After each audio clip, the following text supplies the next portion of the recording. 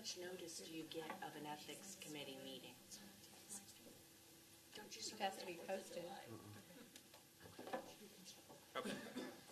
Okay, so the second thing is this is just a discussion with, possibly asking staff to research this, or, we've got some options, use some of our consultants to come up with this, and it's really talking about the challenges when a developer is going to do it in an area where there's no infrastructure. So we've seen that come back a couple times, not only on Chapman Parks, but some of the things that we're addressing on Hero Way. So, looking at the fact that sometimes it's tough on somebody to be the first one in because they're bearing the brunt of all the cost. I've just been talking to different people, and I think it would be something I would like to discuss and maybe move forward with a way that, let's say that I'm the first one to do, there's 3 parcels of land, I'm the first one, but I've got to pull infrastructure across these vacant pieces of land. And is there a mechanism for reimbursement when they develop? So it might be through hookup fees, or it could be, let's say it's a road improvement, would we be able to come up with a way that it would proportionately, according to the size of their land, be shared among all people, all the development. So that's kind of the gist of it. So, does it happen in other cities? Is it something that we could reasonably do without taking up just a lot of staff time to manage something like that? We put together some options, hand these, just pass them down. The ones that we're aware of, most of them you'll recognize when you see them. There's a couple that you might not.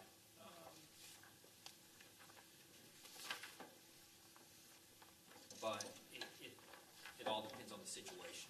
Do we have enough?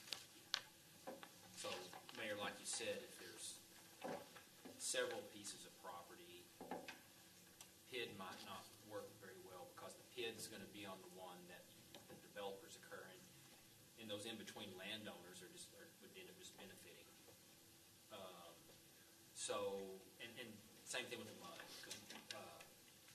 But if you put it all in some sort of TIF or TERS, then and you might, there's lots of different ones. You might have a single-purpose TERS. You put whatever you draw your map of the TERS, and it's supposed to build X, Y, and Z, and that's all it does. And in a case like that, it's probably the city would have to go put the infrastructure in, and then as development occurs, it gets paid back from the TERS. And so in this case, in that 3-property example, you might put those 3 properties in a TERS and build a road. Maybe it's just a road. So that's one way to do it. The difference is, though, in a PID or a MUD, the growth is paying for itself. So that's what we've tried to do, is make the growth pay for itself. In a TERS, it's a little different because a PID or a MUD is an additional tax. A TERS is on the existing tax that's on that property. And then whatever percent you decide to use, whether it's like in our TERS, it's 50%.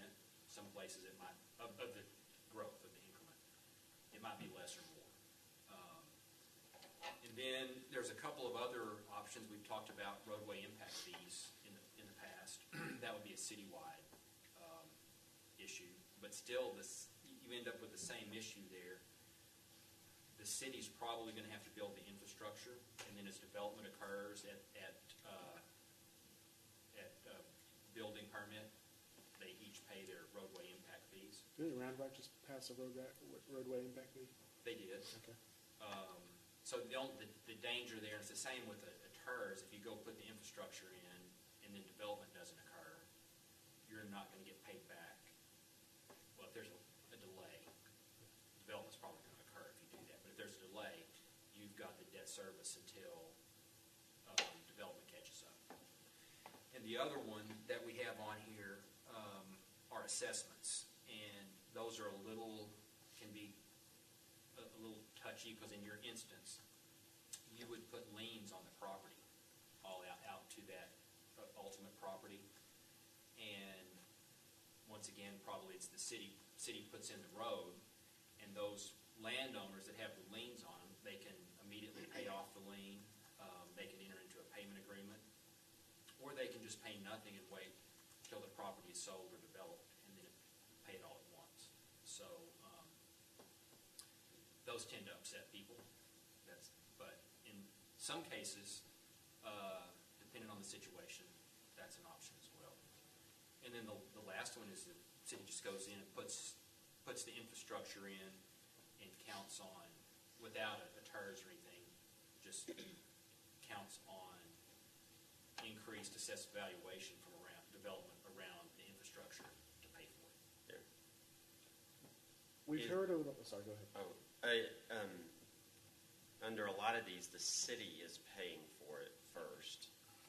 And so really, if you did a TERS, would that be something where you wouldn't do it till somebody came to the table to develop first? Right. And then you come up with a TERS. And you could put that on the developer, so the developer has the Right. risk. Okay, so the developer puts the road, whatever the infrastructure is in, and then there's a reimbursement agreement that the TERS is going to reimburse them on the increment.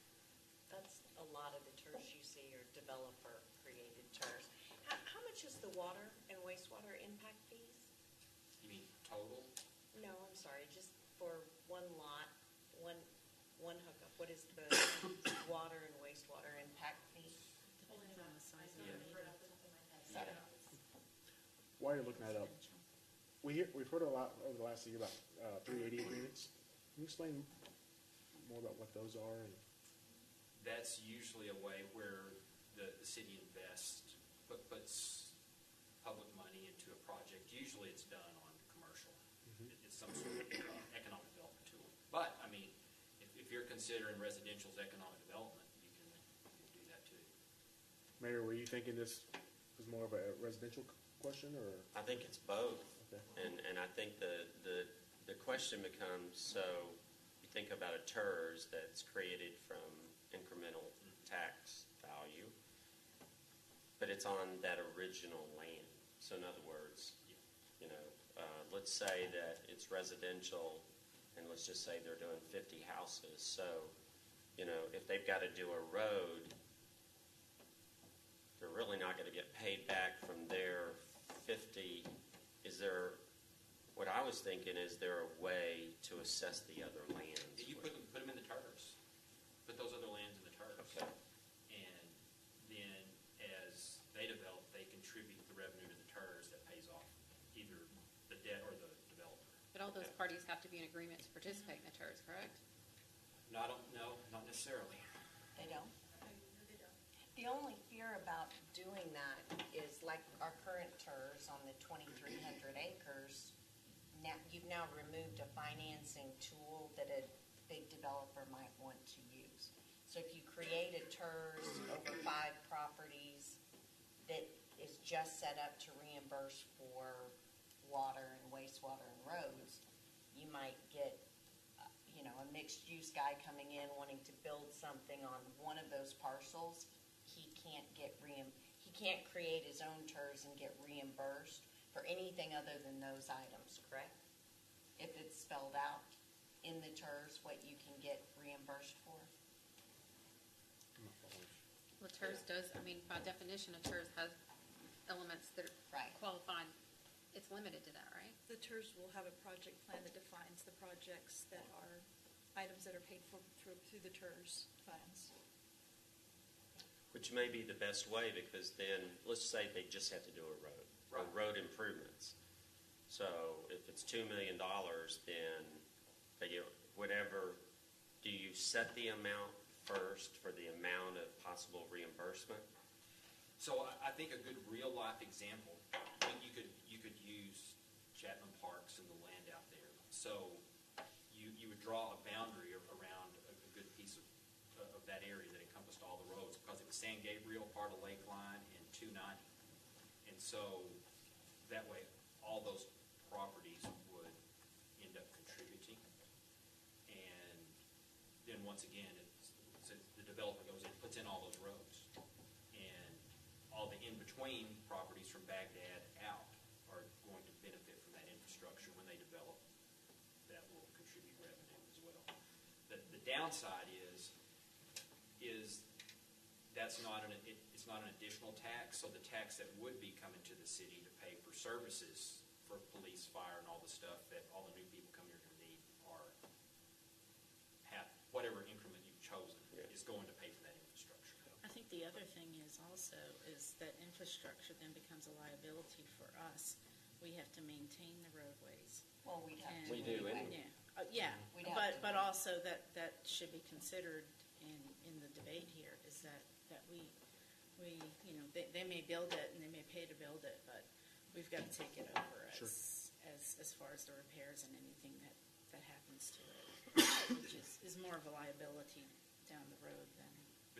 But you do, every road we build, and you hope that the development occurring around it generates enough tax To to repair. pay for the maintenance and every other service generated by Yeah.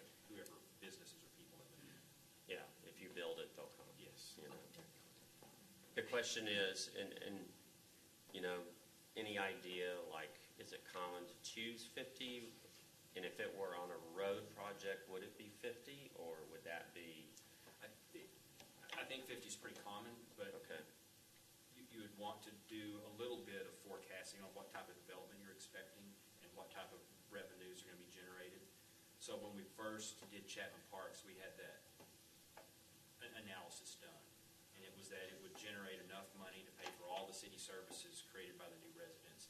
And it would pay for the debt service on the, in that case, the developer was going to have to build one lane of San Gabriel, and if the city built one lane, that development would have generated enough to pay for the debt service plus additional revenue. So you'd want to do that type of analysis. Yeah. And it's pretty straightforward, pretty easy. Okay. I think it's a great idea. I mean, I think about like a Greatwood or a Chapman Parks where, it's on the fringe, and, for Greatwood, his big hang-up from doing phase 2 has been he didn't want to do the whole road. Right. And he kind of resents the fact that, is it the Lackey track that's Would benefit from him doing the road, which I get. Yeah. I'd feel the same way, And that particular property also is surrounded by other roads, by San Gabriel and Lakeland. So it's the developer there is in a tough spot. So one way you could look at it, when you say that the downside would be you're losing part of the taxes that would go to essential services or the general budget. But you could also look at the flip side and say, if it makes you get development faster, then that probably equals out. Yeah, you can do that Yeah. analysis. And I think when you're looking at the different kind of developments too, when you're looking at the 1 acre lots, that will bring in less revenue than a regular neighborhood where they have smaller lots, say 4 to an acre. There will be less tax Depends on income the coming size. in. So, unless they're, multi-million-dollar homes on those lots. Well, their fees would be the same. In other words, the cost of the road's the same whether they build a 10-acre house or a, Yes. But if they're on, 20-foot house. if they're on septic and they're not paying into the utility, I guess that's an offset, so we don't have to service that. There's a lot of components there, I think, that would be important to consider, but one of the side factors that I think would be important is, as we do get commercial development, will those new homes, if we're talking about residential, be enough to support new businesses, and therefore we'd receive the sales tax instead of the property tax as the percentage of property tax going to the TERS? I'll lose you completely. Is the TERS, is that on sales tax or just property? Just Property tax. I'm sorry, do you have those? Yeah, the impact fee for water for a house platted after October 2nd, 2017 is $4,309. For sewer, it's $2,820. And that's for a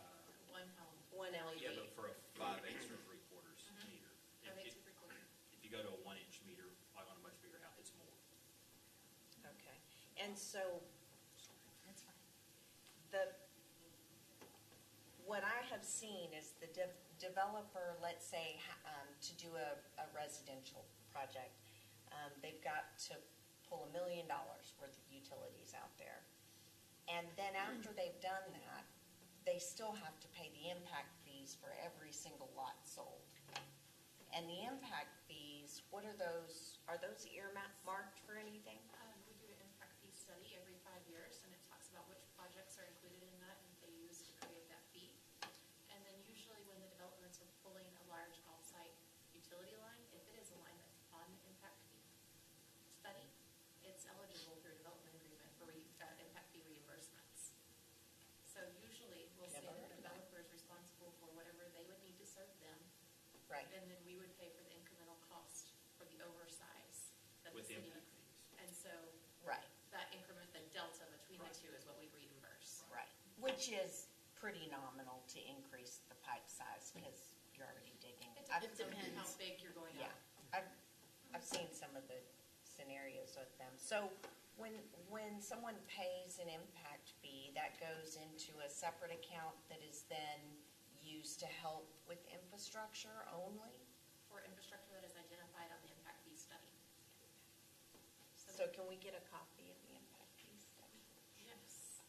I think That would And be it's awesome. usually, the developer doesn't pay the impact fees. It's the homeowner. it's the homeowner. It's whoever, it's, Okay, but yeah. because usually the it's- developer's separate from the home builder. The intent of the study Well, is that sometimes, but anything that is needed for the development is paid for by the development. That's the Yeah. basis of the study. yeah, that's, okay. And if you were going to do a program like that, and let's say that there's 3 tracts of land, so the first person's gonna pay for a road, let's say a road and, I don't know, sewage. Is it common to give 50%, I know we take the 50% of the tax increment, but is it common that they would get 100% reimbursement, or 50%, or 25%? I don't know if Any there, idea? no, I don't know if there is a common, I think you have to look at the particulars, especially if it's residential and they're gonna be generating a Yeah. lot of service, additional service. You wouldn't wanna do probably more than 50. Sure, okay. Why would we be doing incentives for more housing? Yeah, that's what I was thinking, is because we have that coming, it's like, the businesses It's gonna kind be of that that way. way. Right. Yeah. Like, I want housing to be affordable for first-time home buyers and young families, but not at the expense of the revenue Services. that we need. Yeah, because we count on that property tax to cover the services that they need. I totally agree with you. So the question is, if it doesn't develop, what are you getting? Like, what have we got out of Greatwood Less crowded Phase 2? schools. Well, that's only 89 homes. So when you think What's about the development, I would positive? rather have the 89 homes at an average price of $500,000 than, But if we cut a deal with Greatwood to do all of the roads and the infrastructure, it's not gonna be just 89 homes, it's gonna be a whole bunch of homes and a whole bunch of kids in the schools and a whole bunch of people using services. And I just think, for 89 homes. no, it would, For you're phase talking 2. about incentivizing, the road builds and the infrastructure and all of that so that more things come. I think Okay, are we're you saying- going by 1,400 to 1,800 homes a year. I don't We understand don't why. need to help more Yeah, homes. We don't need to help more. So you're Right. saying do it for commercial, not I am residential? all for Yeah. commercial, any kind of business that's going to diversify the revenue that we're bringing in.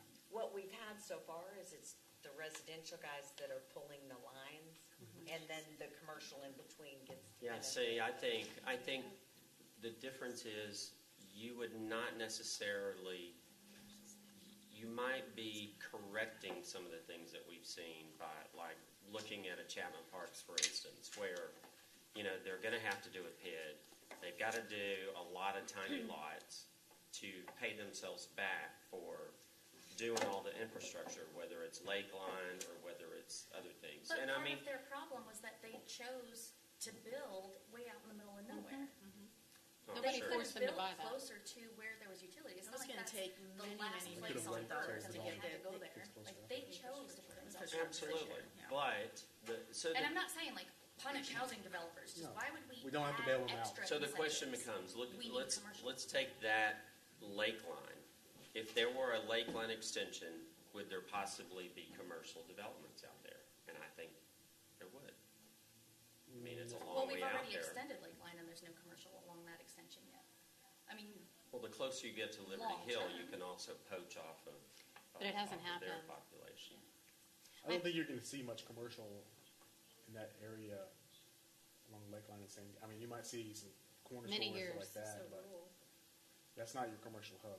I think future land use map has some on there, though. It doesn't does, at the But I think It's intersection, got a strip though, I think. 20%, 40%, something like that. But if you were going to open something and build a commercial development, you would take into account the surrounding population, and until that gets there, I don't think that's going to develop.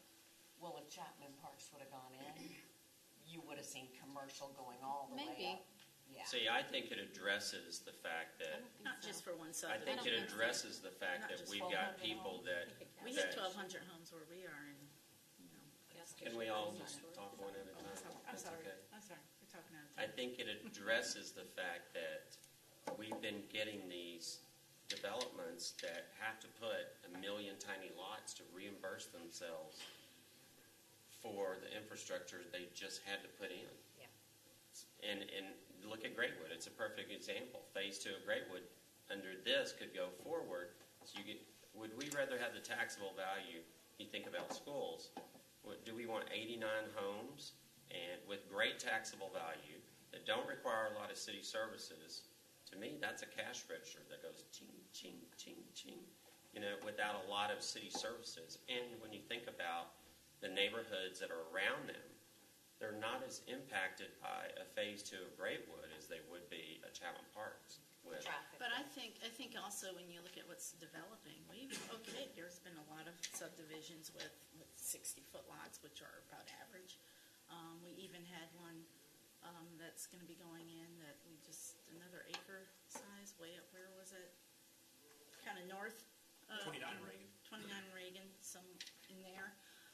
So it's not precluding the larger size lots at this point. And I see them still coming in, and they're still coming in. So I'm not sure that we really need to incentivize them. Anything you give away in incentives is something you're taking away from the city as a whole. So my pushback is, why is this one neighborhood more deserving of that incentive than any other area in the city? So I don't know who you address. I think it depends very specifically on the site. Because if it could open up a major corridor, then that would be important. The reason why. Yeah, a commercial corridor. So if you've got a residential guy who's willing to pull $1 million, $1.5 million worth of utilities, in the past, like Palmyra, Sure. it cost him 3.5 to pull utilities up there, but he got a mud. And so, he'll get paid back. It'll take 30 years for him to get paid Could back. you do it on a case-by-case basis? So in other words, if somebody were making an application, could they not come to council and then you look at each case on its own merits and say, well, okay, in this situation, it is a residential, let's say it's townhomes. But in between the two developments, we could see some commercial. We could see, different areas that may generate a sales tax or jobs or something like that. Yeah, I think you just study the situation. You can have an outside firm do it for not a lot to determine if it would make sense or not. I would agree with it on residential in that sort of scenario, like when we're talking about up Reagan or like 183A, those sorts of areas around the business center. What would be next steps of is that something that you need to have a future land use map done or something first, or not necessarily? No, I mean, work off the one you've got right now until we have a new one. Okay. But if they're proposing something that fits the future land use plan, then you just would want to do an analysis. And it is that question: do you want to? I would think you'd want some other benefits other than just incentivizing a strictly residential project. But even now, couldn't Greatwood ask for a PID or a TERS, and we can you know, the TERS is a little more complicated. Sure. But a pit or probably not a mud, it's Right. that's too small for a mud. But, Do we do any waivers of impact fees You for can't. anybody? No. you cannot waive impact fees. Okay, only So, application fees?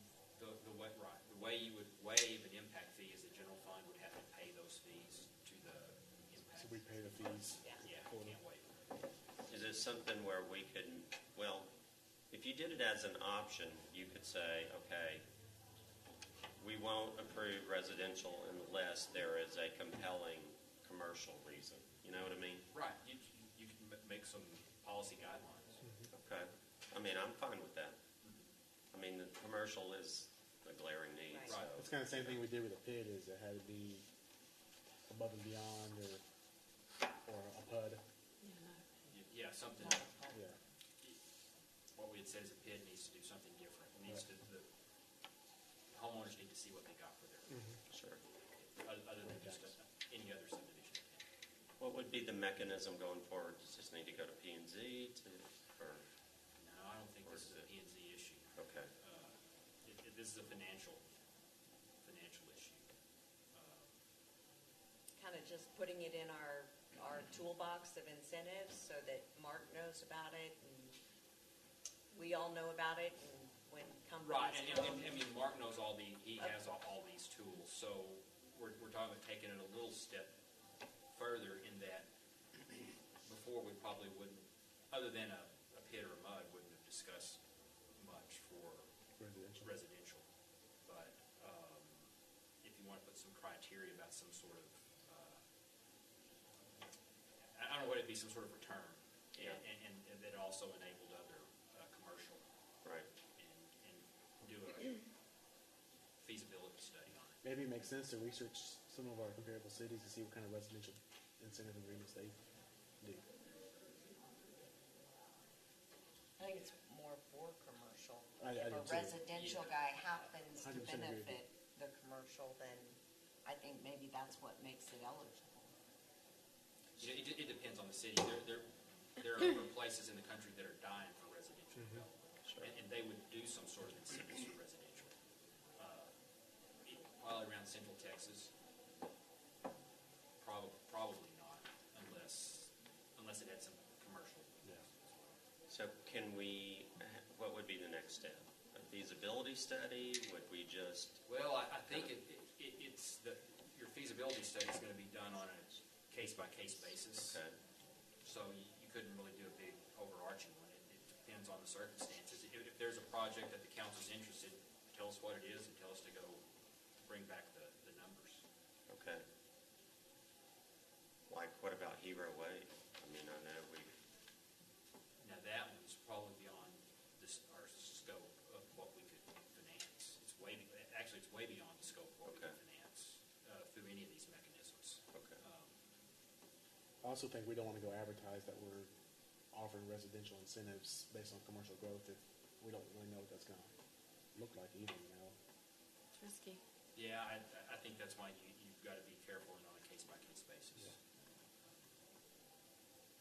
It's hard to accelerate Hero Way because TxDOT's going through a 2-year Sure.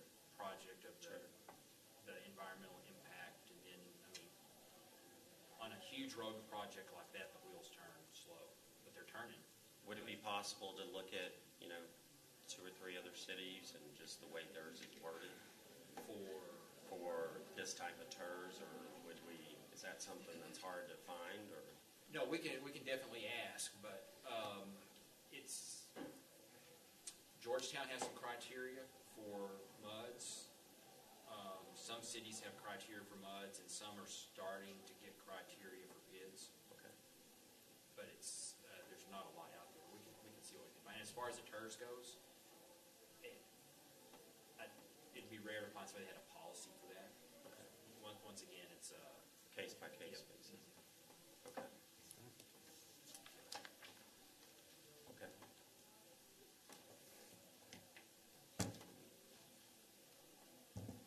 I think having the knowledge that the city council is open to it is a huge first step for developers. And there's creative ways that, depending on where it is, how far they have to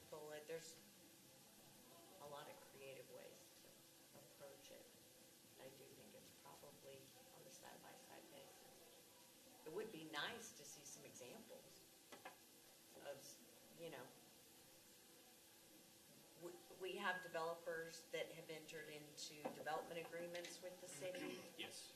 to get reimbursed some sort of infrastructure money, and that is without a charge, correct? Yeah, most of those deal with water and wastewater. Right. Where they're paying for the line to serve themselves, and we're paying to oversize to serve what's beyond or around them. Right. That's the common, I don't know, And how do we reimburse that? out of the water and wastewater impact fees. Okay. So it's the delta. So if they need an 8-inch line and the master plan calls for 24 Sure. or whatever, they have to pay the cost for the 8-inch, and we pay the differential. Right, but that's not reimbursing them for their cost to pull the 8-inch. It's upsizing so the rest of the city, True. and it's a small percentage. I guess I can think of one probably for Bryson, because they brought a 24-inch water line all the way from Baghdad. That now is the reason we have a hospital Sure. and a few things going on. True. I don't recall. You recall if we reimbursed for the whole line, or if it was? Yeah, and it was, I think it was originally for impact fee reimbursements, Yes. but then you paid the balance of the Yes. lump sum because of Yes. the impact, Yeah. the beneficial impact to the city. How about if we do this? How about if we try to identify a couple areas, 2 or 3 areas of the city where maybe that would come into play more? And then we could kind of run a scenario. So like our This- commercial corridors. Sure. And If this tract of land developed, you know, it needs a road, and then once the other 2, then they would have to pay X amount. It would go towards reimbursing, whatever percentage we set. Whether it's 25%, even if it's 25%, that's still 25% more than they were getting. So, okay, Okay, that's all I got. thank you. We're adjourned for a little while. 5:50. Hello, everyone, and welcome to the regularly scheduled City Council meeting. Today is Thursday, April 18th. The time is 6:04. We're 4 minutes late. That's not a good start. So welcome, everyone. At this time, I'm going to invite Mike Sanders up to do our invocation. Following the invocation, if you could please remain standing for our pledges.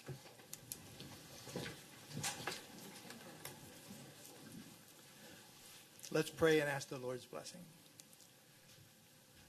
Lord God Almighty, creator of the heavens and the earth, we give thanks to you this night for this opportunity to attend this meeting, to be a part of setting direction for our city of Leander.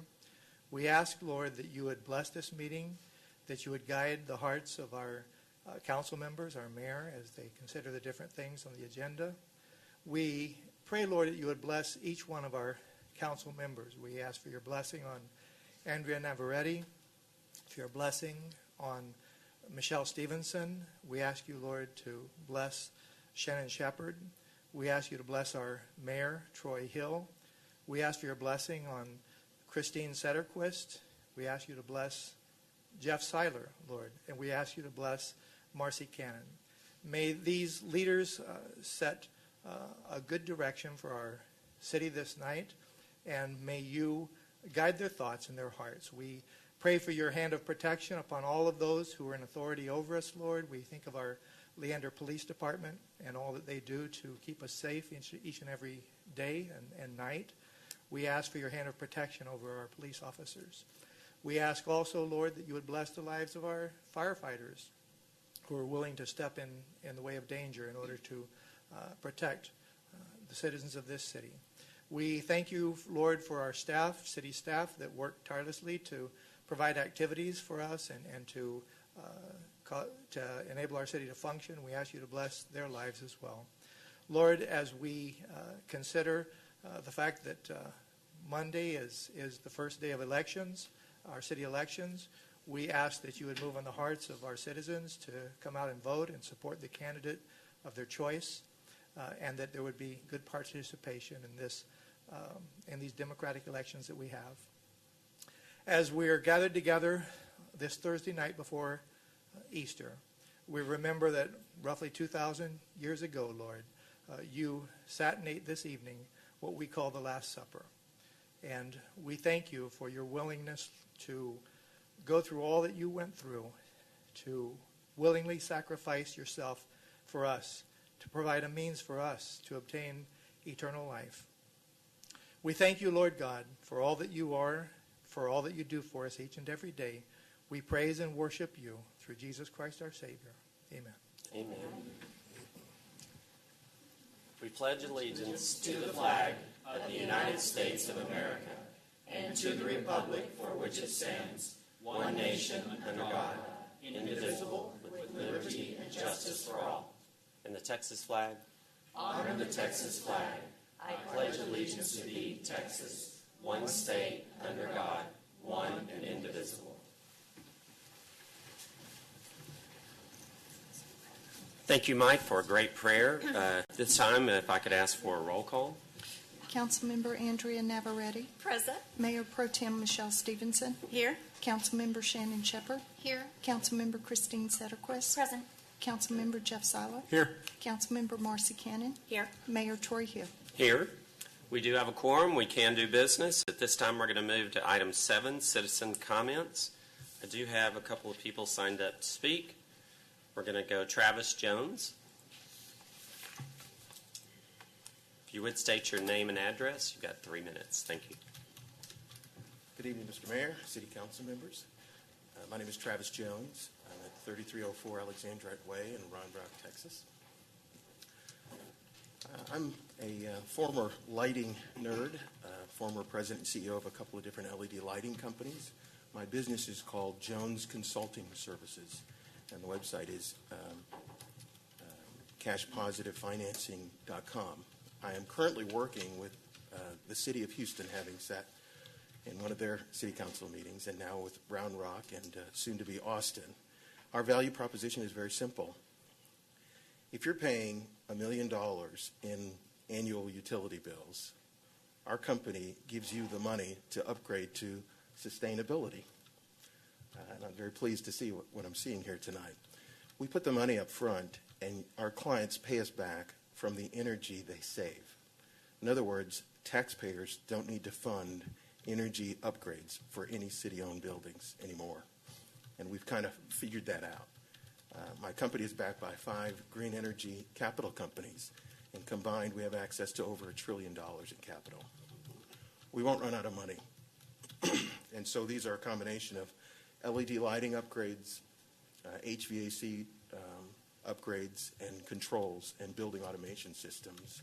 And again, we're about combining, consolidating energy savings to create the widest gap we can in savings. And again, our clients pay only from their energy savings, which means for schools, as an example, and we're doing business with several public schools now, they have no money, they have no hope of money. Unfortunately, it's just the current state of things. And I'm talking not about Texas schools, but actually a school in Oklahoma who's coming on board. We're relighting their entire school district right now. And as the superintendent and their head of maintenance said to us, you know, they've been there 20 years, and they said, we've been dreaming about this. We've never been able to pull it off without you, again, because they're paying from their energy savings. And I offer the same to you all. All of the publicly owned properties here can have LED lighting, can have green energy, building controls, save energy, and not have to touch a dime of taxpayer money. So it's food for thought. Okay? Thank you for the opportunity to address you. Thank you.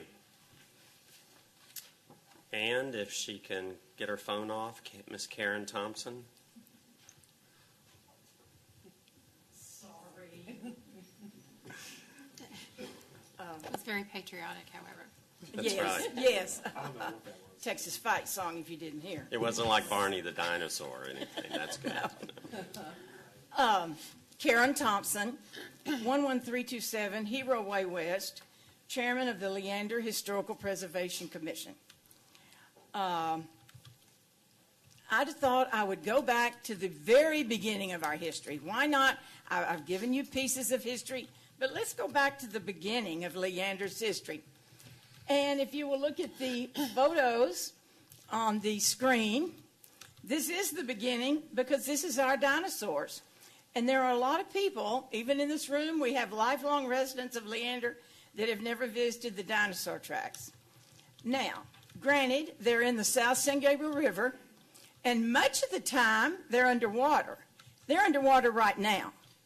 So if you were going to see the tracks, you would have a hard time seeing them. Plus, way back when, you didn't want, it was very important not to trespass. My husband would not trespass unless he shot a deer and it jumped over in someone else's fence. That was okay. This is what I recently wrote. The history of Leander dates to 252-65 million years ago. The Mesozoic era, when dinosaurs visited our South San Gabriel River. The limestone river bottom allowed footprints from the, and I'm not even going to begin to pronounce it, it's a word about a mile long, type of dinosaurs to be left for geologists to study and enjoy the rest of the, unless the water's running too high. The trackways are underwater. The dinosaur had knife-sharp, serrated teeth because it was meat-eating, and spines running across its back and leaving a three-toed footprint, faintly imprinted further down the river, and that's where you get the little ones, is another type, a herbivorous sauropod five-toed print. Anyway, the gist of it is we have dinosaurs up there. And I'm not for sure exactly the best way it is for us to visit them, but I don't think we need to visit them. We've got pictures kind of all over the place, and the city has these pictures hanging in the hall. When our book comes out later this year, Historical Leander, Texas, we'll have some pictures of the dinosaurs. And I think that these are the same type dinosaurs that are up at Glen Rose. So if you go up to Glen Rose, you'll almost see the same dinosaur that just hopped on down its way here to the South San Gabriel River. So I think we're very fortunate to have dinosaurs, and that is the beginning of our history. And I hope that as we further go along, we'll learn more about the history for our kiddos to enjoy. And I bet most of these kids haven't been to the dinosaur tracks. Thank you so much, as usual.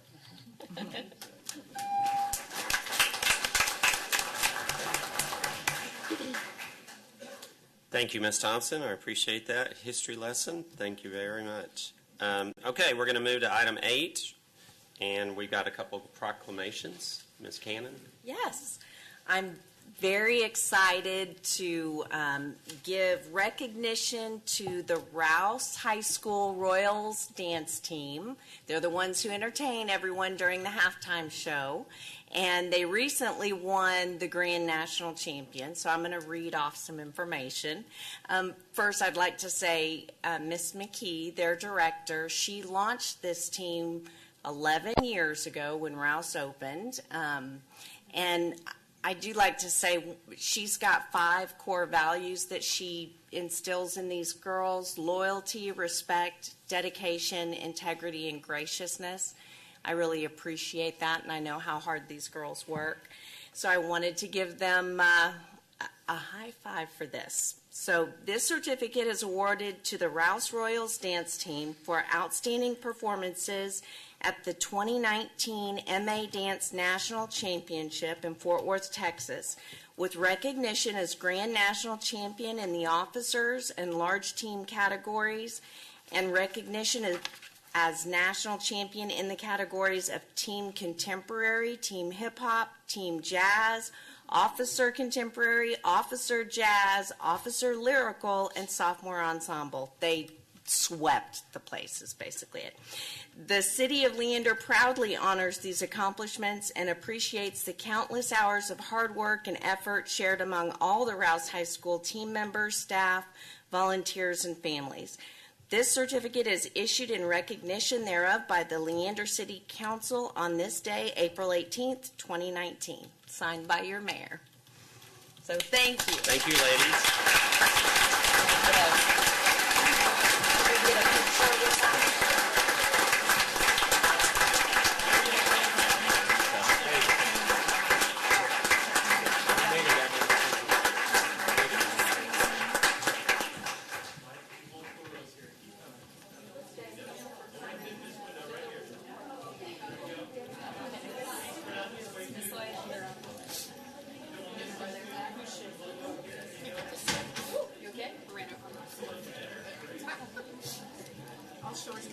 We gotta scoot in. Can you scoot in? Yeah.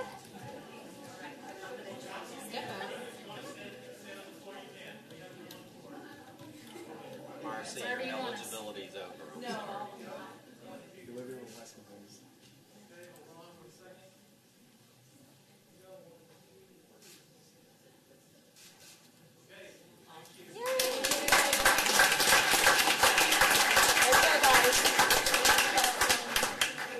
Congrats. Good job, ladies.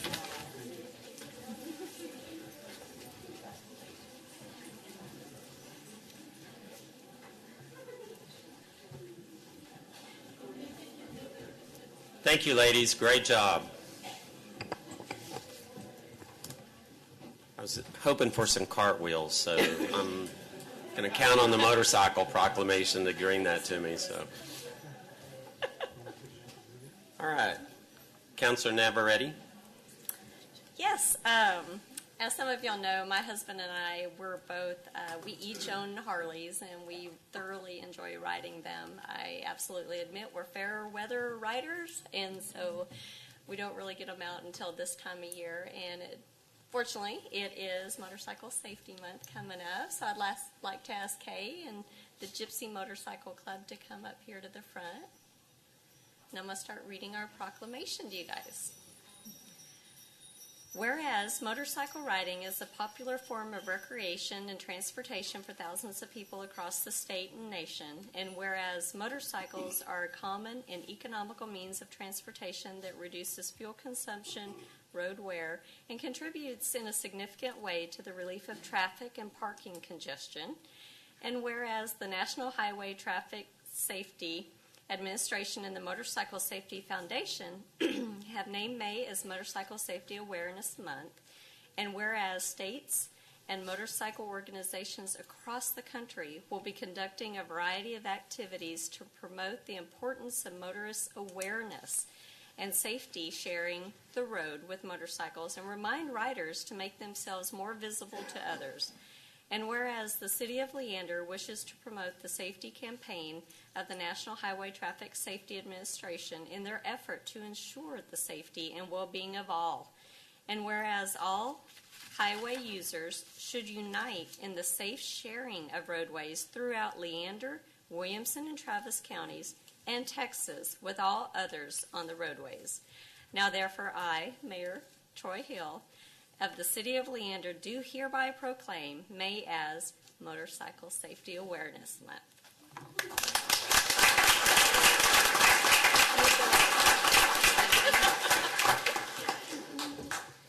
I'll walk by and do my little fingers.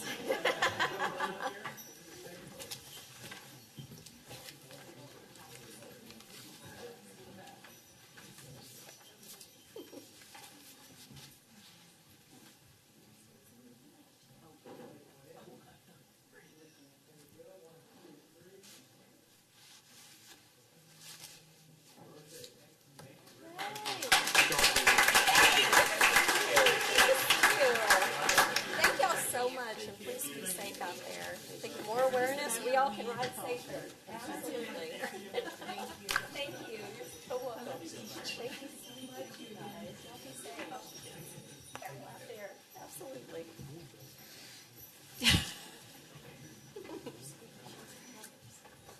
So just always look twice. You never know who's on that other motorcycle out there. So just give everybody space. Families are riding, and it's a very enjoyable activity. All right. All right, we're going to move to 9, staff reports. Mr. Cagle. Okay, Mayor and Council, so if you look under...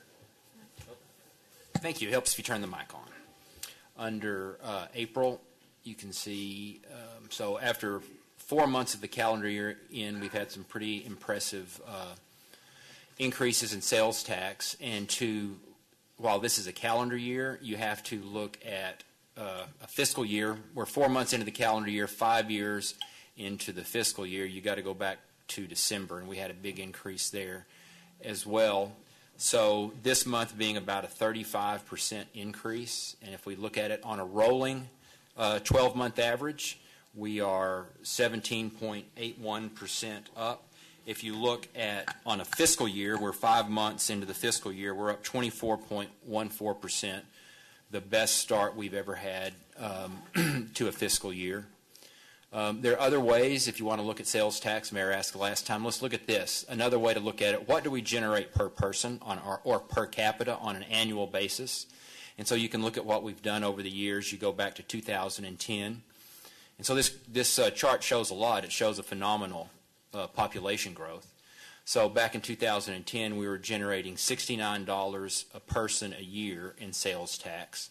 And then you can see we had some pretty steady increases up to 2016, and then we dropped off the next 2 years. But you can see the reason why is the population growth exploded from 7,000 from 16 to 17, and over 10,000 from 17 to 18. You've got a bit of a lag in sales tax catching up to the population growth. But what we're seeing now with these, go back, see the 35%, 33%, and go back to December, the first month of the fiscal year, 35%.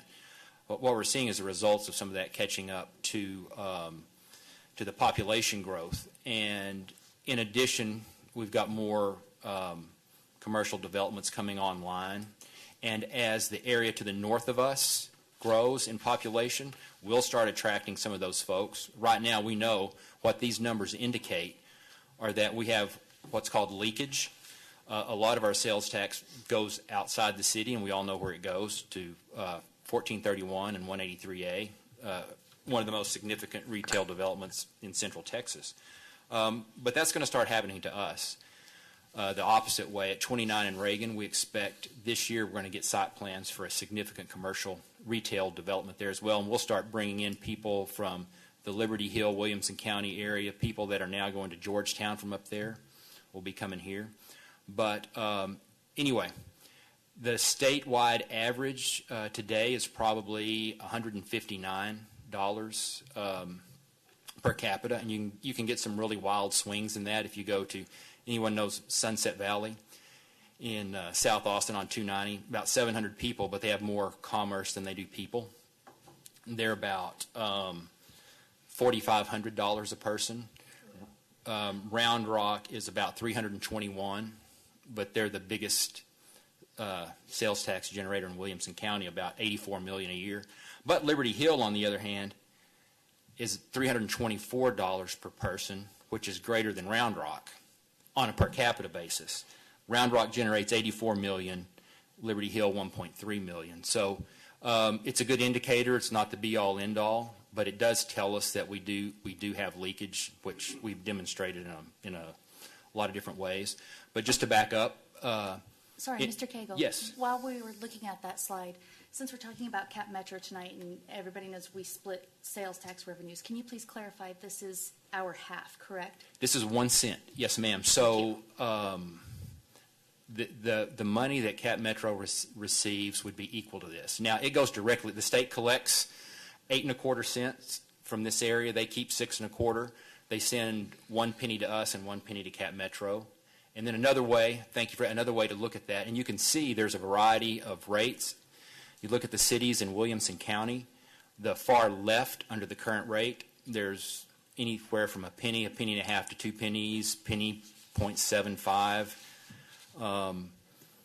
But you can see under Leander this month at the 35% increase, we're far outpacing the countywide average of a little over 8%. And then you look at year-to-date. Now, this is calendar year-to-date, so that's 4 months, and we're still significantly outpacing the county average. State average, actually, right now is not too far off Williamson County. I believe this month it was around about 8%, and the first 4 months of the year statewide is probably 4 or 5%. So, once again, strongest start to the year I believe that we've ever had. And I'd be happy to answer any questions. That's awesome. Thank you. Okay, Mr. Powers.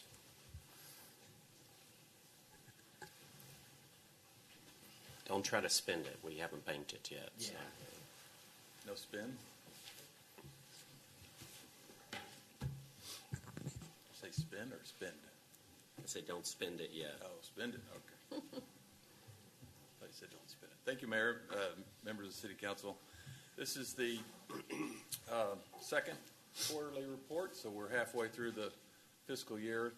The numbers you'll see this evening reflect financial activity from October through March of this year, so 6 months.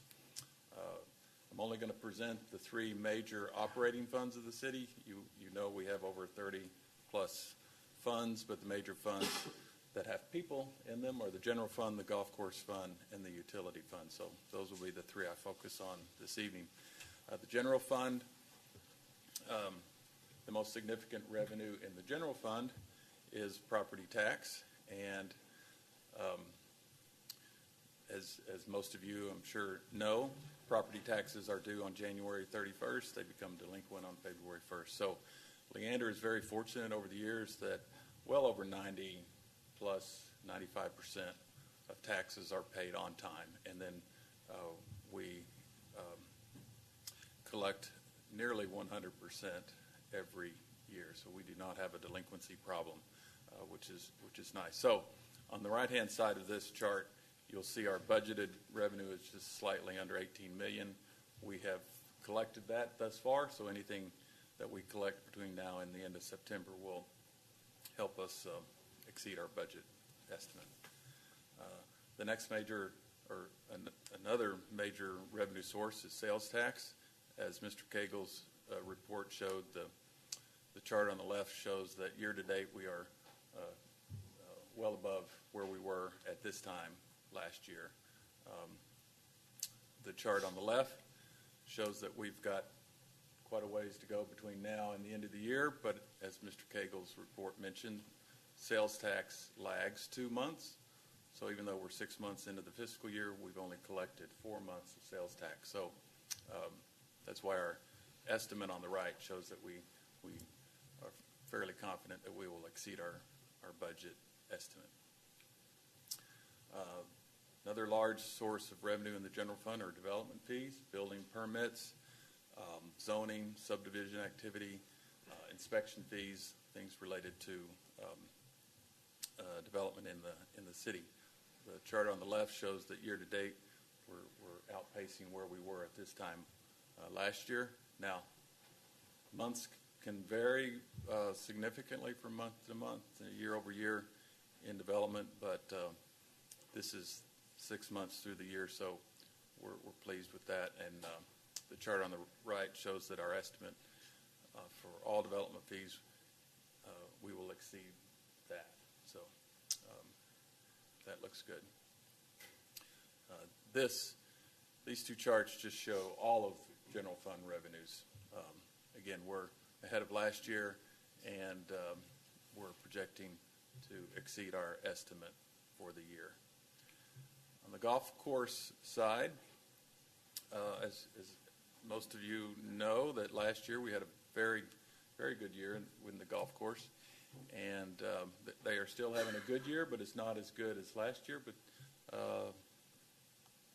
they're again only halfway through the year and many good months ahead. So our estimate for the year is that they will make their budget. So we're pleased with that. The utility fund, again, this is just the operating side of the utility department. So the water and sewer fees, connection fees are in this account. We're ahead of last year, which makes sense because of the more connections you have, the more water we sell. So we're ahead of last year, and our estimate is that we will exceed our budget. General fund expenditures. The largest category of expenditures in the general fund is personnel. Well over 50% of the budget is personnel. We are ahead of last year. That is almost entirely due to the addition of new employees from last year to this year. As you know, you approved in the current budget the staffing for future Station 5 in the fire department. So that has come on board this last quarter, not the full year, but just this last quarter. So that has a little impact on the year-to-date comparison. Overall, for the year, we anticipate slightly under budget on the expenditure side. So that's the direction we like to be in when we're talking about expenditures. All the other expenditures in the general fund were slightly below last year, but things vary on when payments hit. So the better chart to focus on is the one on the right, and we think we'll be right at budget. So the departments are spending their dollars. We look for savings wherever we can, but the growth is out there. On the golf course side of expenditures, they have not increased their staffing over the years. So year over year, the cost for personnel stays about the same. We don't see any surprises this year. All the other expenditures in the golf course for the maintenance, the utilities, this year is year to date through March is slightly better than where they've been in the past. But their heavy growing season and play is coming, so we think they will stay within their budget. On the utility side, again, as the system has grown, we've added people. That's reflected in the year-to-date numbers. And we're estimating a savings in personnel, and I'm drawing a blank why that would be, but maybe I'll remember. All the other expenditures in the utility fund expenditures vary more widely from month to month, year over year, just because of the timing of when certain things are purchased. So the year-to-date chart is not as representative of, say, the general fund is, but either way, year-to-date we're better than where we were last year, but above where we've been in the past. Running total budget-wise, we are predicting that that fund will be at or below its budget. So, happy to answer any questions. I have a question for you. Where'd you get your haircut? No, I'm just kidding. You look sharp. You look very sharp. Recently, I know the Supreme Court had ruled that you collect sales tax on all internet sales in your town. Is that started yet? Are we now doing that, theoretically, I guess? Well, for several years, the state of Texas has collected sales tax from any online purchase if that business had a physical presence anywhere in the state. So it was the Amazon case, So when that happened several years ago, and I don't recall what year that was, 2014, 2015, when that dramatically changed everyone's revenue picture in for cities collection. The one you're talking about, if I think I'm hearing you correctly, is does it expand to facilities that don't have a presence in the state? I don't know. Mayor, I can answer that. It's the Wayfair case. They're the furniture seller, and it's going to cover almost all. Now the state's developing some rules for that they haven't implemented yet. But as Mr. Powers said, since 2014, we've seen a steady increase, and when the state implements those rules, we're going to see another one. We can't. It's protected by law. We can't show you individual retailers and their sales tax revenues, but we can tell you we've seen a significant increase in some of the big online retailers. So I think there's still, if there's some mom and pops out there that are selling under a certain volume, they're still not going to pay the sales tax. But I think going forward, once those rules are implemented, the vast majority are going to be paying. Okay.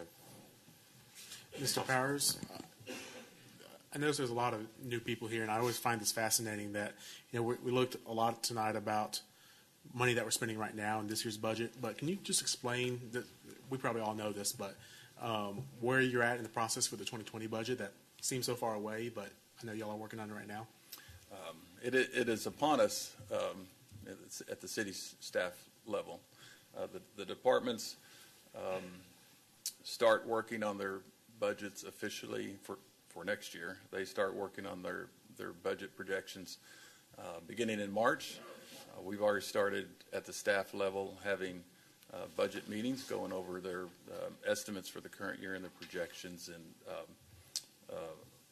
my department and other departments were trying to project revenues for next year.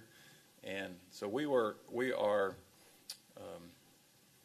roughly a third of the way into the process, and we will meet with our typical schedule. We meet with the city manager in May and June, and really start making the hard decisions at that point, so that we can communicate to the council in late June and early July where we think the proposed budget will be. So even though calendar-wise it's 6 months off, we are 2 months into the planning process. Yeah. I just think that's noteworthy. Yeah. So I'm going to take this slide off my next report. Pop quiz. All right, thank you, Mr. Womack.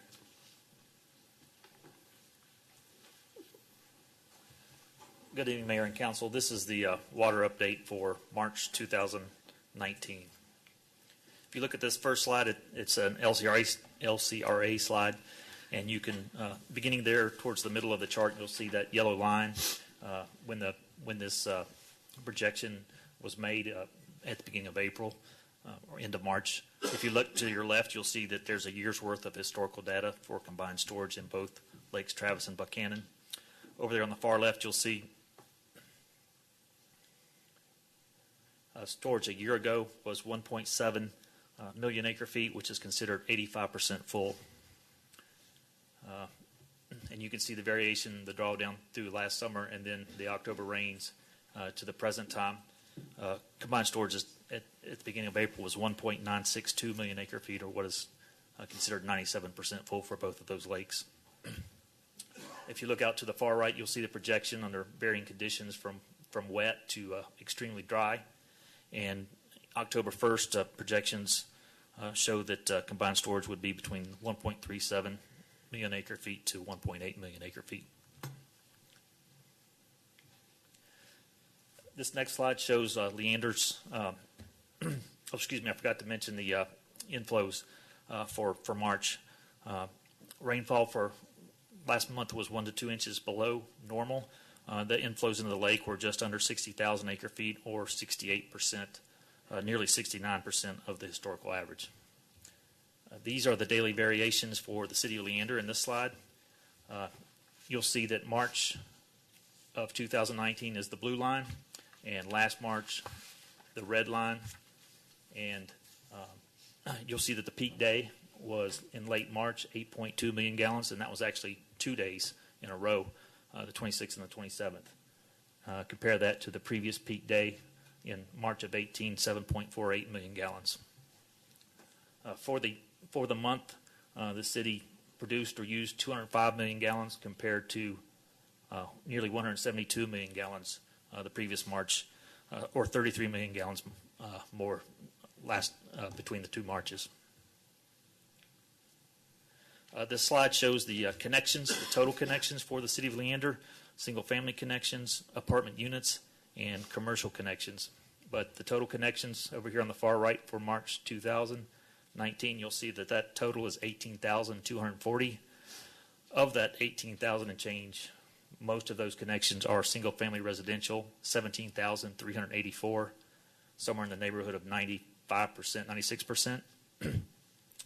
Just over 1,700 apartment units, and that's not quite the same as connections. For instance, large complexes can have hundreds of connections for one large 6 or 8 inch water line or meter. And then at the bottom, you see the commercial in orange. That's 631 commercial connections. If you compare all of those to the previous March, you'll see that we've added over 1,500 total connections, and every category's increased from a year ago. This chart got a little bit out of order, but this chart shows the inflows. You'll see the inflows for March right here in this, I don't know what you call that color, but it's about 68% of the historical average, which is the lighter blue. And then the darker blue bar you'll see is the recent drought from 2008 to 2015. But January was well above the historical average, and then we've had 2 months of below average inflows into the Highland Lakes. This chart shows the 12-month rolling averages. Those are the solid lines, the light blue, dark blue, and orange. The light blue is for the BCRUA water treatment plant right here. And then the darker blue just above it is Sandy Creek.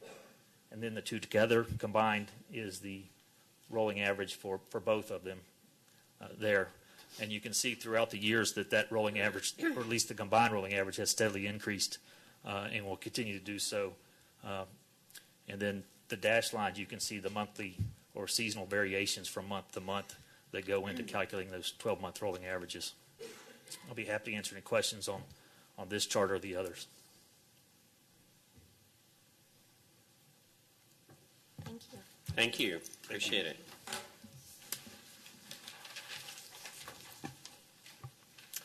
Right, we're going to move to item 10.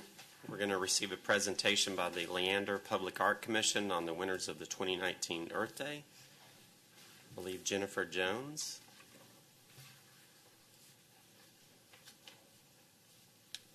Hello. Hello, Council. How are you this evening? Thank you for fitting us into the agenda. We do appreciate it. I want to thank everyone who participated in the 2019 Earth Day Sculpture Contest. Basically, this is the third year that Al Clausen has partnered with the Public Art Commission for Leander to host a sculpture contest with a prize winning category for each one.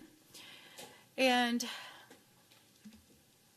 they've been partnering with us for 3 years with the idea that it was a public and private partnership to benefit the community, especially our youth, to encourage thoughtful sustainability.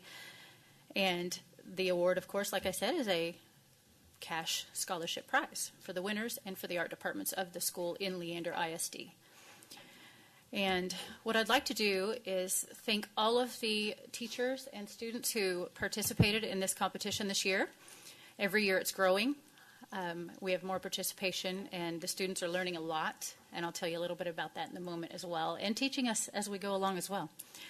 And we encourage you to read every single artist statement that is out there that goes with the piece, because that is a major part of the judging decision that we make, because they put their heart and soul into it, and they learn so much, and they bring awareness to us and our community, even if it's something as big as whaling, overfishing whales in Japan, but this is I'll get to that in just a moment. So there is, I would love to ask our winners to come up as I announce them. And first we're going to start, first please hold your applause. Hold the applause until the end, yes. Because we have quite a few. We're going to start with our honorable mentions in each category. And if you look up on the screen here, we have some beautiful honorable mentions.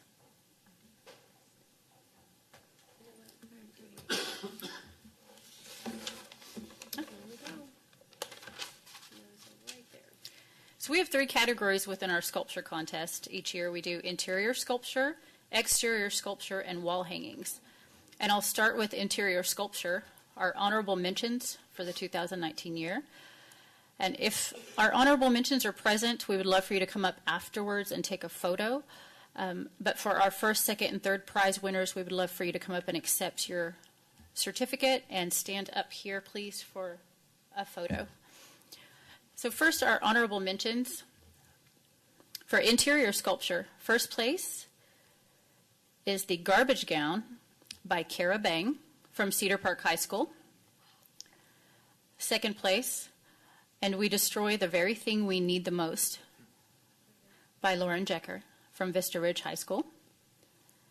Number 3, third place, Spoonbill by Cole Nunez, Vista Ridge High School. Fourth place, Recycled Mayo Headdress by Sydney Mayfield, Cedar Park High School. Fifth place, with the first year entry from Glen High School, Acid Tears by Tom Bray Salazar. And sixth place is Blossom by Ania Hervey from Rouse High School.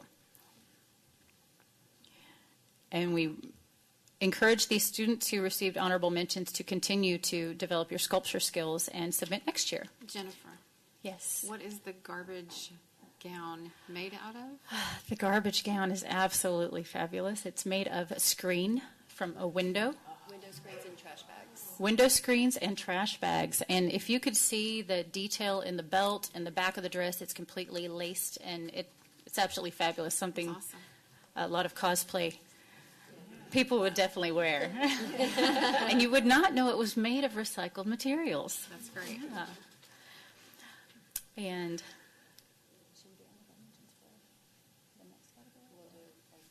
We'll go ahead and start with the winners. okay. With our honorable mentions for interior sculpture, thank you so much and wonderful job. Please try again next year. The third place for interior sculpture for 2019 is Emma Yu from Vandegrift High School with her piece, The Orphan of, and I don't know how to say this right. I'll let her actually say it. Can you say it, Emma? Bekijiro. The Orphan of Bekijiro. And what this represents, you'll notice if you do see the sculpture outside, it is actually a Japanese folklore, and her effort was to bring awareness to the overhunting of whaling in Japan.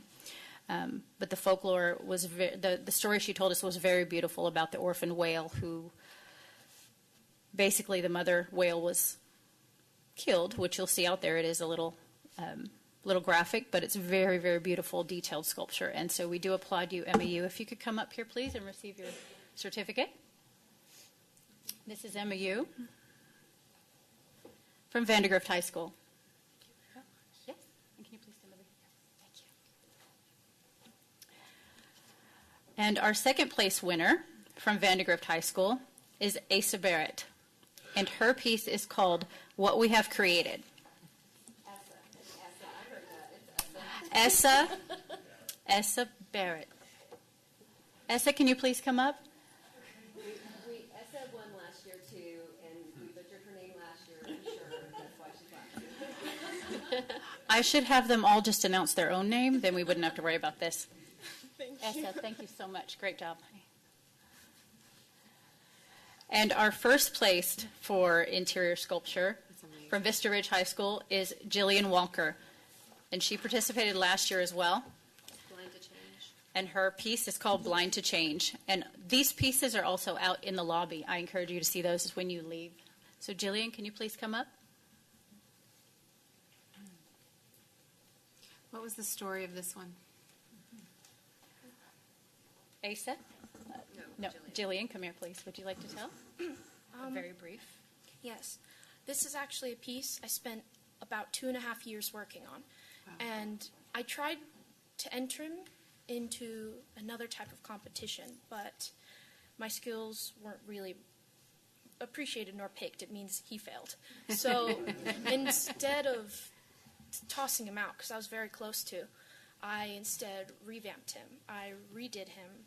I remade him into something better. And he actually used to go by Icarus from the Greek tale of Icarus and Aeneas, but now he's a man.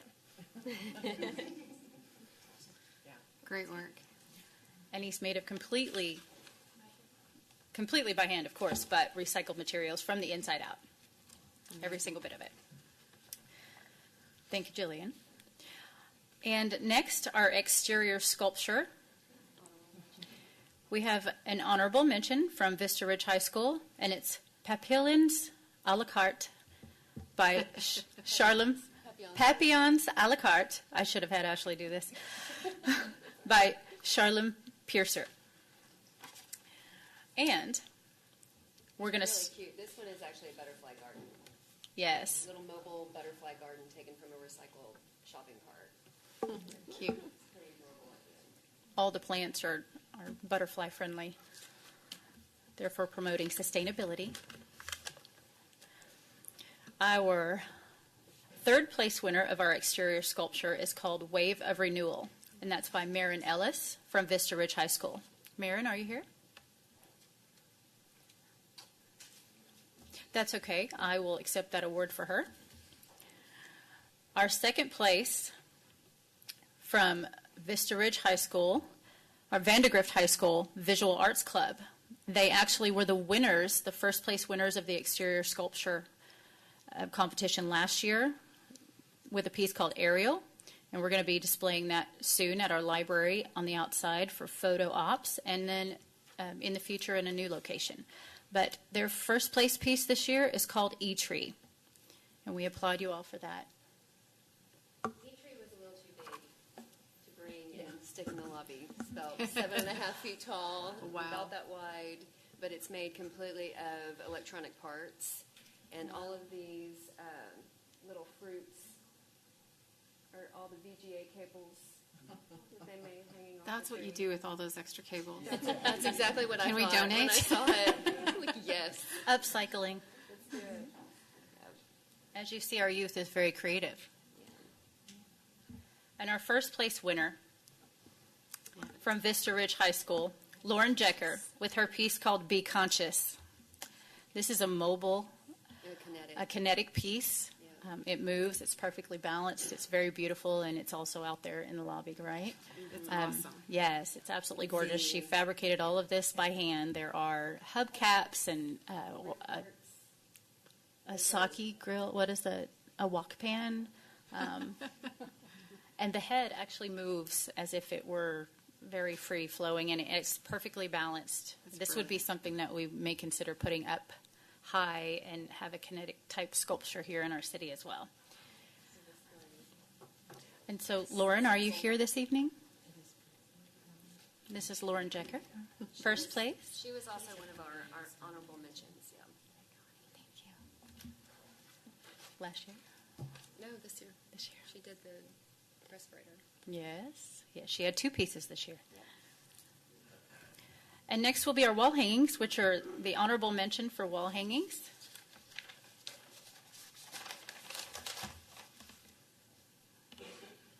First place, Tidal Wave by Mia Rice from Vandergrift High School. Full Circles by the Ranger Sculpture Collaborative at Vista Ridge High School. Third place, War Zone by Bryce Bergeron, Vista Ridge High School. Fourth place, Woven Together by Victoria King, Vista Ridge High School.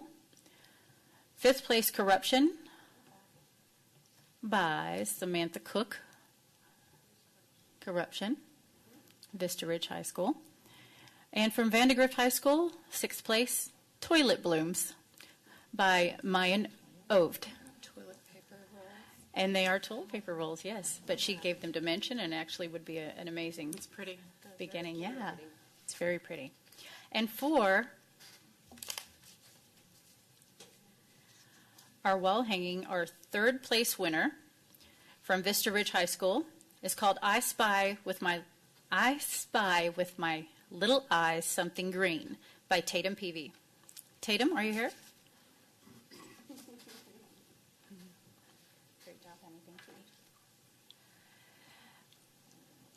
And the story behind this was absolutely fabulous. It's all about how sometimes we throw away things that are meaningless to us, but it had true value to others. And she collected all of these pieces throughout her life to recycle them and make this piece into something that was very meaningful for her. Every single piece on here has something to do with a history in her life. which otherwise somebody would have thrown out. Say, for instance, lots of small pieces and toys and cards and for moments of her life. So the stories and the artist statements are really amazing. Our second place wall hanging is from Vista Ridge High School, Tall Oak, and it's actually a weave. Very beautiful. It's about 3 feet long by about 2.5 feet wide. Recycled fabrics and jeans. Yes, and that's Ellie Slocum. Ellie, are you here? Congratulations. Yes. And our first place winner for the wall hanging from Vandergrift High School, her name is Amy Jones, and it's Calling for a Sustainable Planet. And it's completely sewn and fabricated from fabrics that are found and recycled, upcycled. And one amazing thing about this young lady is she's an amazing seamstress. She was actually wearing a romper suit that had this type of fabric on it Right there. with the little orange flowers that she made. And so we were very impressed with her skills and her upcycling. So Amy Jones, are you here? Did you make this dress? I did, actually. Okay. Yeah. See? I told you. You should hire her. Actually, you should hire all of them. And thank you so much for coming up here. Thank you so much for your participation. You all are amazing artists. Please keep up the creativity, no matter which direction you go. But always stay creative and follow your passion. And we do have a special presentation from Al Clausen. Troy, we'd like to ask you to come up and present. Troy Clausen. He'll be presenting the check to the Public Art Commission, which is part of One of our sponsors. So Clausen Disposal Systems has been, Al Clausen Disposal, has been sponsoring us for the past 3 years. Every year they give us a check, and so Troy Clausen will be presenting that tonight to the Art Commission. I just want to say thank you, Mayor, thank you, Council, bringing these fine people up here tonight. It's wonderful. It really touches my heart to see what young people are doing these days. The first time we done this, the artwork actually went on one of our trucks. I sold that truck to a mom and pop down in Florida. That artwork is running around Florida now. That's cool. So there's no telling how many people that might see that. And the B, I can count 7 of the 8 hubcaps that you use. I know which cars they came from. So that was wonderful. One more thing I wanted to do. Are the teachers here for these? Any of the teachers? There's 2. You know, Right down the middle. right down the middle. You 2 right there. Everybody give them a hand.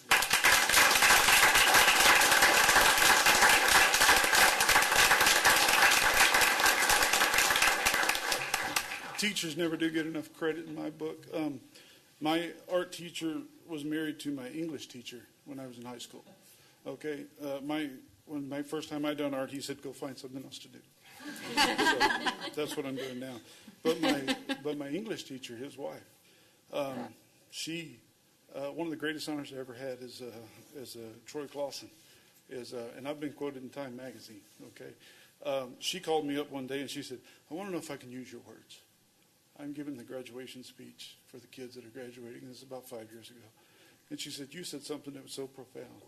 And that's one of my highest honors, was for one of my teachers to take my words and use them. So, again, thank you very much.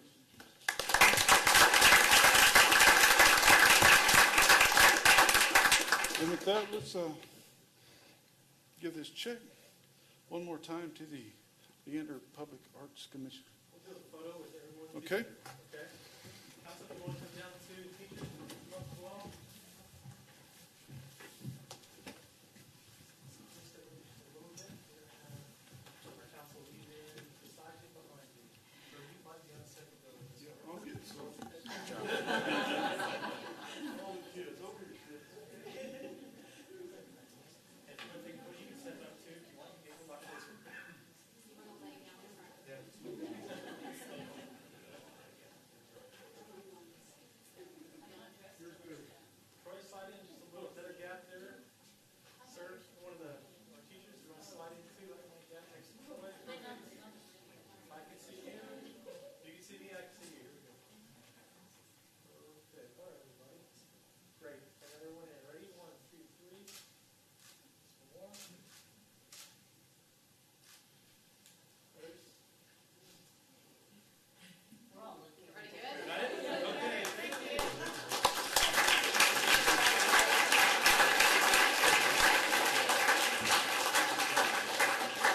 Thank you, Troy Clausen. Thank you, Clausen Disposal. And on June 15th, by the way, I have to throw this out there real quick, we're having an Arts Fest, the first Art Fest held by LPAC, June 15th, all day, fun, food, art at the Robin Bledsoe Park. Thank you.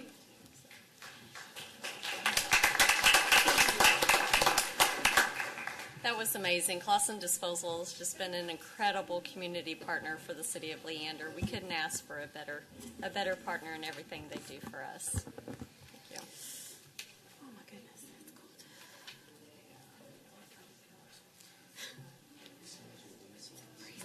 You can go on if you want to. It's up to you. It says recess.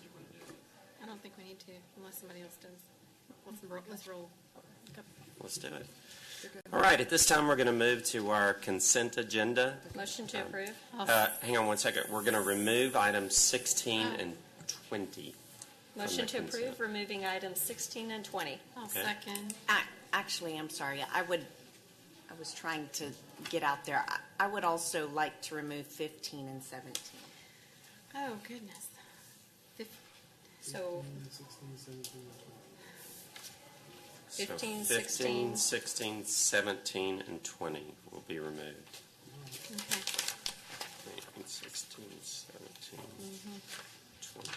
Okay, so you want to revise your motion? Sure. I'll second the revision. Okay, we have a first and second. All in favor? Mayor, just for clarification, we're removing these to be considered separately. Yes, absolutely. All in favor? Okay, passes unanimously. At this time, Ms. Crabtree is going to call out the items just because my voice for my American Idol audition, it's kind of shot. Can't wait to see that. Item 15, approval of the second reading of an ordinance for zoning case 19-C-001 to amend the current zoning SFLA-2-A, SFL-2-A and SFL-2-B to PUD with the base zoning district of SFL-2-A on two parcels of land, more commonly known as 4450 CR 279 Leander, Williamson County, Texas. I just quickly wanted to ask council on this. In my head, we had put a limit on the amount of homes that could be 100% hardy plank, but I went back and looked and we did not do that. So they actually, based on this PUD, could have 100% homes with 100% hardy plank. So I wanted to make sure that that's what we were going for.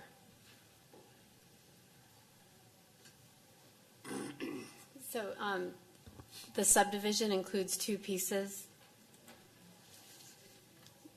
This is the alley loaded portion that they were requesting the hardy plank on.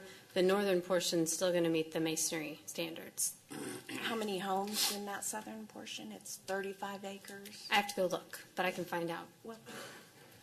In the letter from Ashton Woods, number 2 says replacing masonry requirements, section blah, blah, blah, blah, blah, with the allowance of up to 100% hardy plank material that someone asked for. Stone and brick accents on the front of the house may be included. I feel like maybe to make these more affordable, I'm not opposed to that. I feel like Ashton Woods is a quality builder, so if we're going to venture out there with somebody, I'm confident in giving them a shot at doing that and see how it turns out.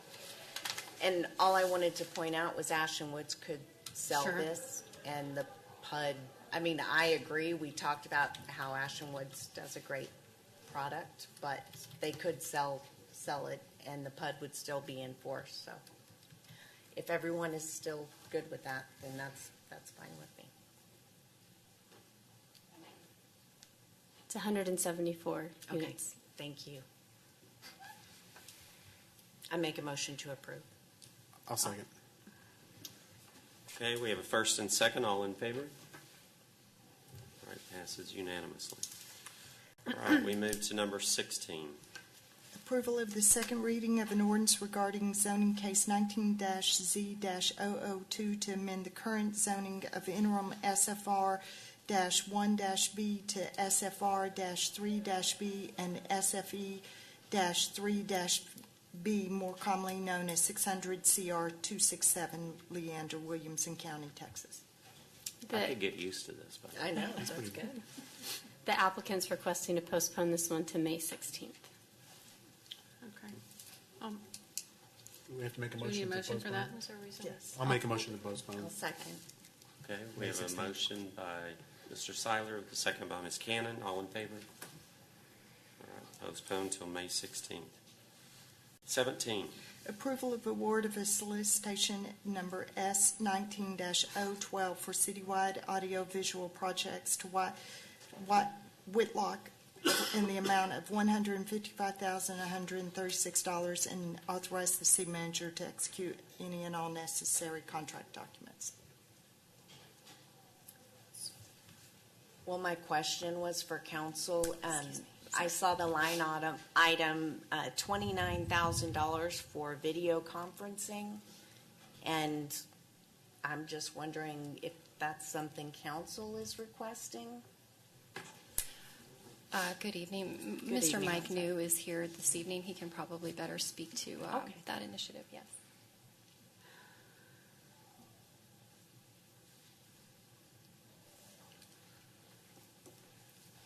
Good evening, Council. Mike New, Public Information Officer. This item was discussed at the last two of our retreats. So video conferencing was an option that Council wanted staff to look into. So getting the equipment together to do that was part of our AV project. So for this particular item, this involved ordering a remote device and a cart that we would have probably under this projector area in the room. If one council member decided that he or she needed to participate remotely, this would offer them that opportunity. The only thing that would need to come with that would be some procedures to allow for the process for our agenda posting for notifications. So one of the things, if council approves this particular item and this project together, we will bring forward some proposed procedures that council could consider for using video conferencing. Is it our ordinances or our charter that specifies you can't miss more than 3 meetings? I believe it's a charter. Yeah. The charter. And so would this apply as missing a meeting or not? That's It my would count as concern. participation. Okay. The remote participation is allowed by the state. So under certain guidelines, and we work with our vendors to have them meet that criteria in their proposals. So this particular vendor, Whitlock, that we chose, is purchasing equipment and operating it in such a way to support those criteria. I also think that, even if you're not going to miss 3 in a row or more than that, if anybody wants to still participate in the city council meetings, then this would be a good way to do that if they are out of town or unavailable to come. Would this only be used for council meetings? That's up to council. What are some other applications that we could use it for? Well, it could apply to any other public meeting that could occur in the council chamber. It is limited in scope to the council chamber room for public meetings that occur here. So planning and zoning could use it. They could. Now, the video component obviously only applies to council because we are only recording video of council meetings. But the audio component could be used in that same scenario. All right, thank you. Sure.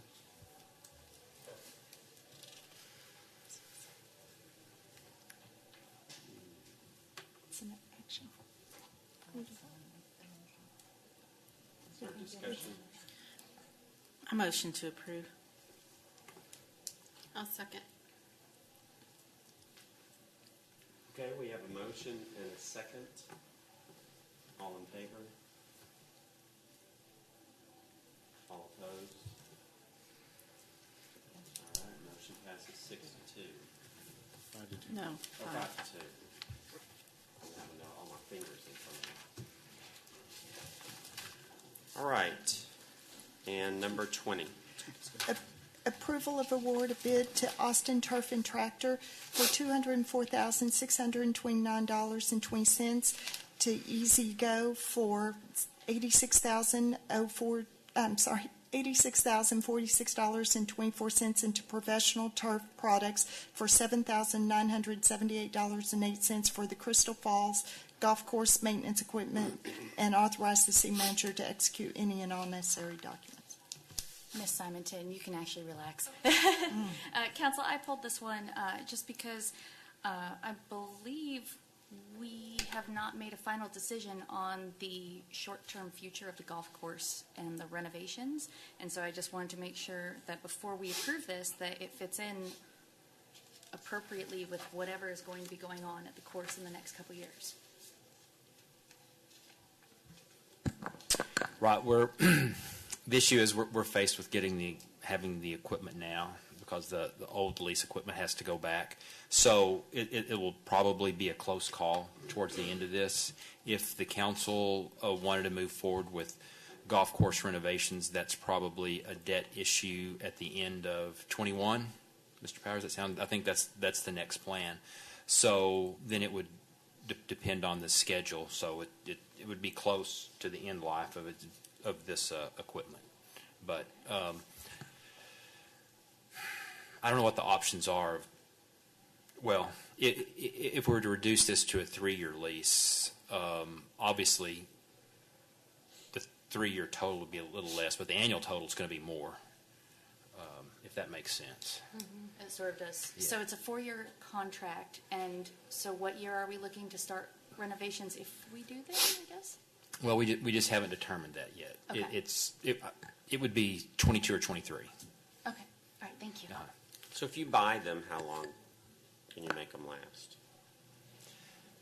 You can go ahead if you want. We struggle with that question all the time. Yeah. We do, and we looked at that. It's what we sort of stuck our toe in the water for, was just to get a comparison. Of course, what we looked at was comparison of buying our own equipment. So it's already 4 years old. And really, when you're looking at any type of maintenance equipment, especially golf course equipment, you're looking at hours rather than the age of equipment. And so when it's very typical to have, for example, a greens triplex mower that might get 2,000 hours annually, and 8,000 hours, it's really reached about the end of its life after 4 years. So it makes more sense to replace it then. So I think we stuck our toe in the water, excuse me, to get a little bit of what that would be like. But at this point, being within budget was really important to us. And then doing more research on whether new versus buying it outright as a capital expenditure, or coming back and buying a leased equipment that we've already had for 4 years. So this gives us a little bit of time and flexibility to really do that research. Would these have any additional upgrades as far as technology? Yes, and that's the other issue is every 4 years you've almost got a natural replacement schedule you built in, and it's also the equipment changes constantly. Technology is just changing this equipment. We actually were talking to a Toro dealer not too long ago about another piece of equipment, actually a park piece of equipment, mowing equipment, and we were looking at a piece, and he said 3 years ago I wouldn't have recommended you buy that. Even he's a dealer, I wouldn't recommend it as a first year on that. So they work the kinks out, they work the bugs out, and there's some things like that. So, we're looking at those type of things. Can it help me find my ball? That may be next. That may be next. Mine too. Okay. Any other questions? Thank you. I'll make a motion to approve. I'll second. All right, we have a motion and a second to approve. All in favor? All right, passes unanimously. All right, at this time we're going to move to our public hearing. These are action items. We're going to move to item 22. Conduct a public hearing regarding Subdivision Case 19-CP-001 to adopt the Talia concept plan on 2 parcels of land approximately 3.63 acres in size, generally located approximately 225 feet north from the northeast corner of the intersection of Scenic Path and Horizon Park Boulevard, Leander, Williamson County, Texas. Ms. Griffith? This is a public hearing for the Talia concept plan This is the first step in the subdivision process, and pursuant to Section 212.005 of the Local Government Code, approval is required since they're not requesting any variances. The Planning and Zoning Commission and Council did previously hear a zoning request for this property to change the zoning to the cottage housing district. This request was denied, and the applicant's now pursuing development under the existing zoning. The Planning and Zoning Commission heard this request at their meeting last week, and they unanimously recommended approval. I'll be available after the public hearing. Thank you very much. At this time, we do not have anybody signed up to speak. Is there anybody that would like to speak on this item? Last chance. All right, so now we're going to close the public hearing, and we're going to move to discuss and consider action on the Talia concept plan. I'll motion to approve. And I'll second.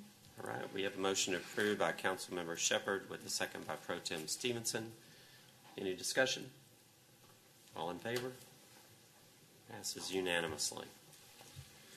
All right, we're going to move to item 23. Conduct a public hearing regarding Ordinance Case 19-OR-002 to amend the subdivision ordinance to allow for concurrent submittal of a concept plan and preliminary plat and to provide for related matters to Williamson and Travis Counties, Texas. Ms. Griffin. The proposed amendment before you is to the subdivision ordinance. Our current requirements require that you submit a concept plan and that it's approved, and then you submit a preliminary plat, and then it's approved. So there's a time delay for developers. So staff saw this as an opportunity to increase our efficiency, so we're suggesting that we give them the option to combine the two applications together. This request was heard by the Commission last week, and they unanimously recommended approval, and I'll be available for questions. Thank you very much. The public hearing is still open. Would anybody like to speak on this item? Last chance. All right, now we're going to close the public hearing, and we're going to move to discuss and consider action on Ordinance Case 19-OR-002. I'll motion to approve. I'll second. All right. I have one question now. Yes, sir. Ms. Griffin, just curious, why does this have to go to a public hearing instead of on the regular agenda? We're amending the ordinance. Because it's an ordinance amendment? Okay. Correct. Cool. I want to say thank you. All right, we have a motion by Councilmember Shepherd with a second by Pro Tem Stevenson. All in favor? All right, passes unanimously.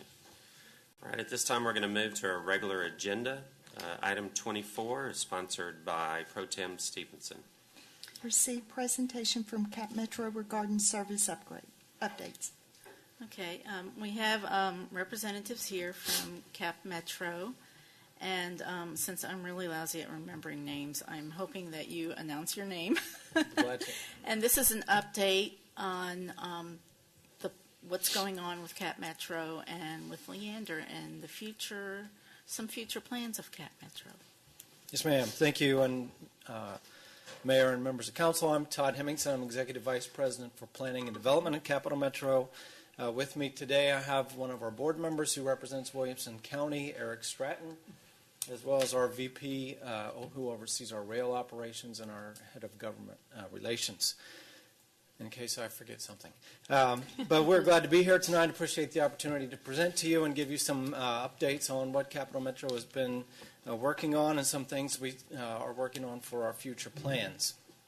Some of the active projects we have underway, and I'll start with Metro Rail. The red line, of course, we are undertaking a major project right now called Positive Train Control. This is something that's mandated by the Federal Railroad Administration, not only for Capital Metro, but for commuter and freight rail nationwide. It's a very intensive project. It includes installation of fiber optic up and down the entire rail line, a complete upgrade of the signal system, and the basic purpose is really to prevent collisions, train-to-train collisions, but also train-to-vehicle collisions, and improve safety. This is a multi-year effort, but we are expected to wrap up by the end of next calendar year. And this has had some impact on our operations, and I'll speak to that in just a moment. We have a good piece of news coming up this summer. We have a couple of days that we'll be doing extended hour Saturday service, including service to Leander. So as you can see there, on May the 4th and June the 1st, we'll be offering Saturday service up and down the rail line all the way into downtown Austin. So hopefully we can get the word out, have some folks come out and try the line, and be able to take advantage of that service. And what are the hours? 10 to midnight. Okay. 10 I a.m. assume that's 10 a.m. Not 10 p.m. to midnight, but 10 a.m. to midnight, yes, both of those days. We do have other rail system upgrades underway as well. One of the most important projects we're working on is called double tracking. For our 32 miles where we have commuter rail operations, most of that is actually a single track. And so as I've learned, if you have two trains coming in the opposite direction of each other, it's useful to have two tracks so that they can safely pass each other. And that is actually a constraint on how much service we can offer, because if you don't have those places where the passing can occur, it really limits what you can do with the system.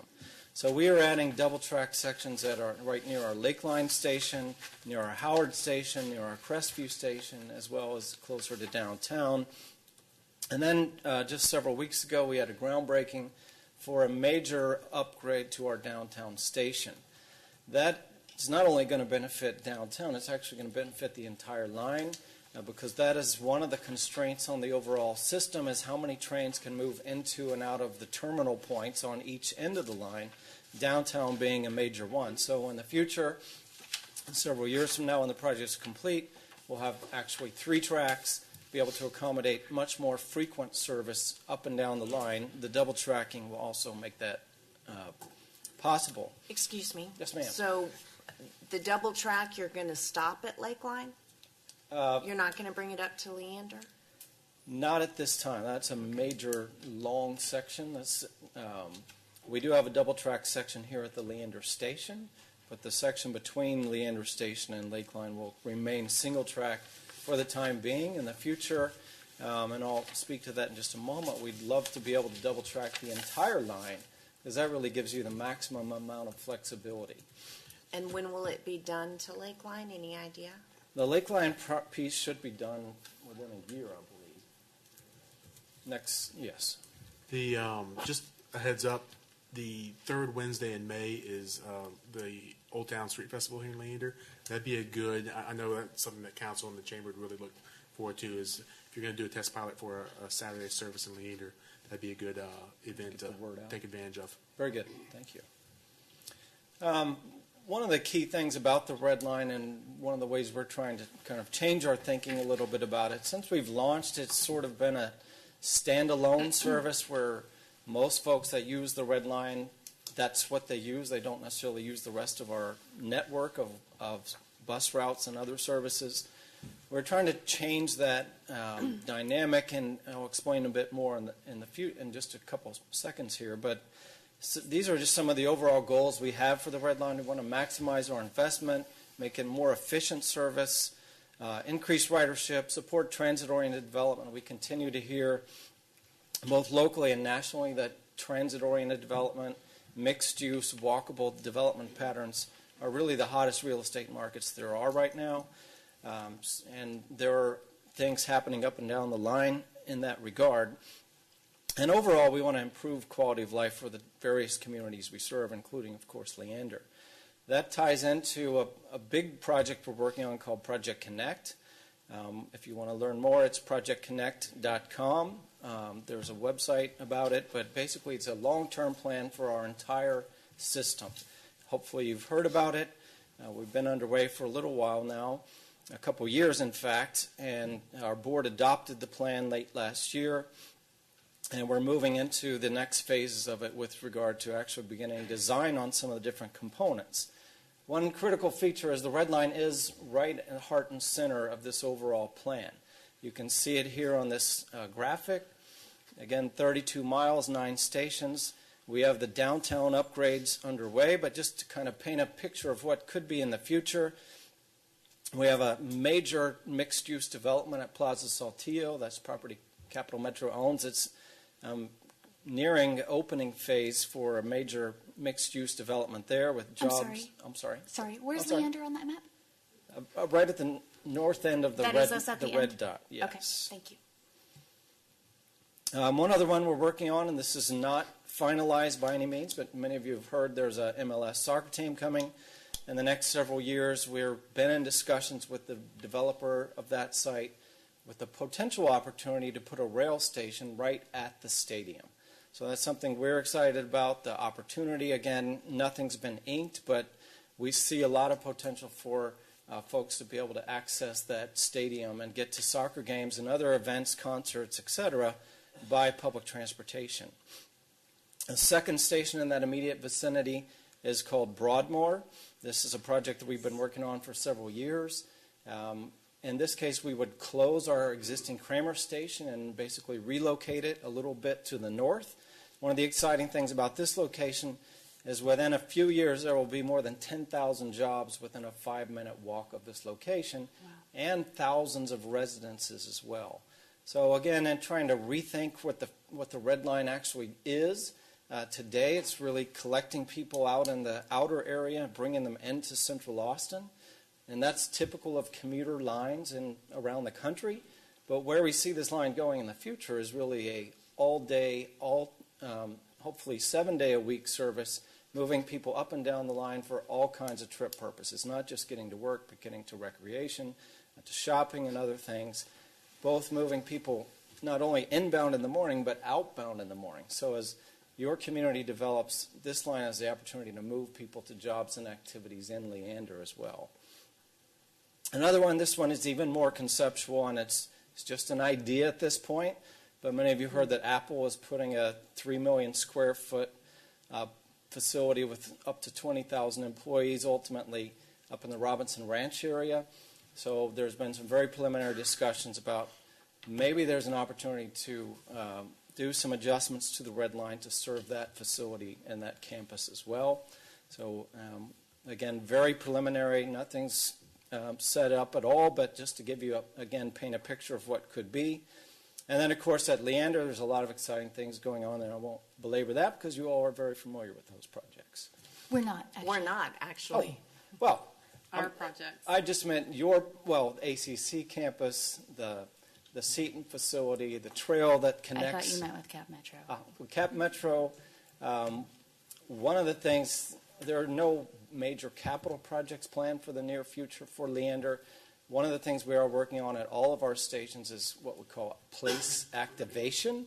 So if there are opportunities to liven up the space, maybe have some vendors there, other special events, things of that nature, we would love to sit down and talk about opportunities. There are a new CEO, Randy Clark, who wasn't able to be here today, is very keen and on activating spaces like our facilities to make them not just a transit facility, but really an active public space. And Leander is definitely one of the places we see opportunities to do that.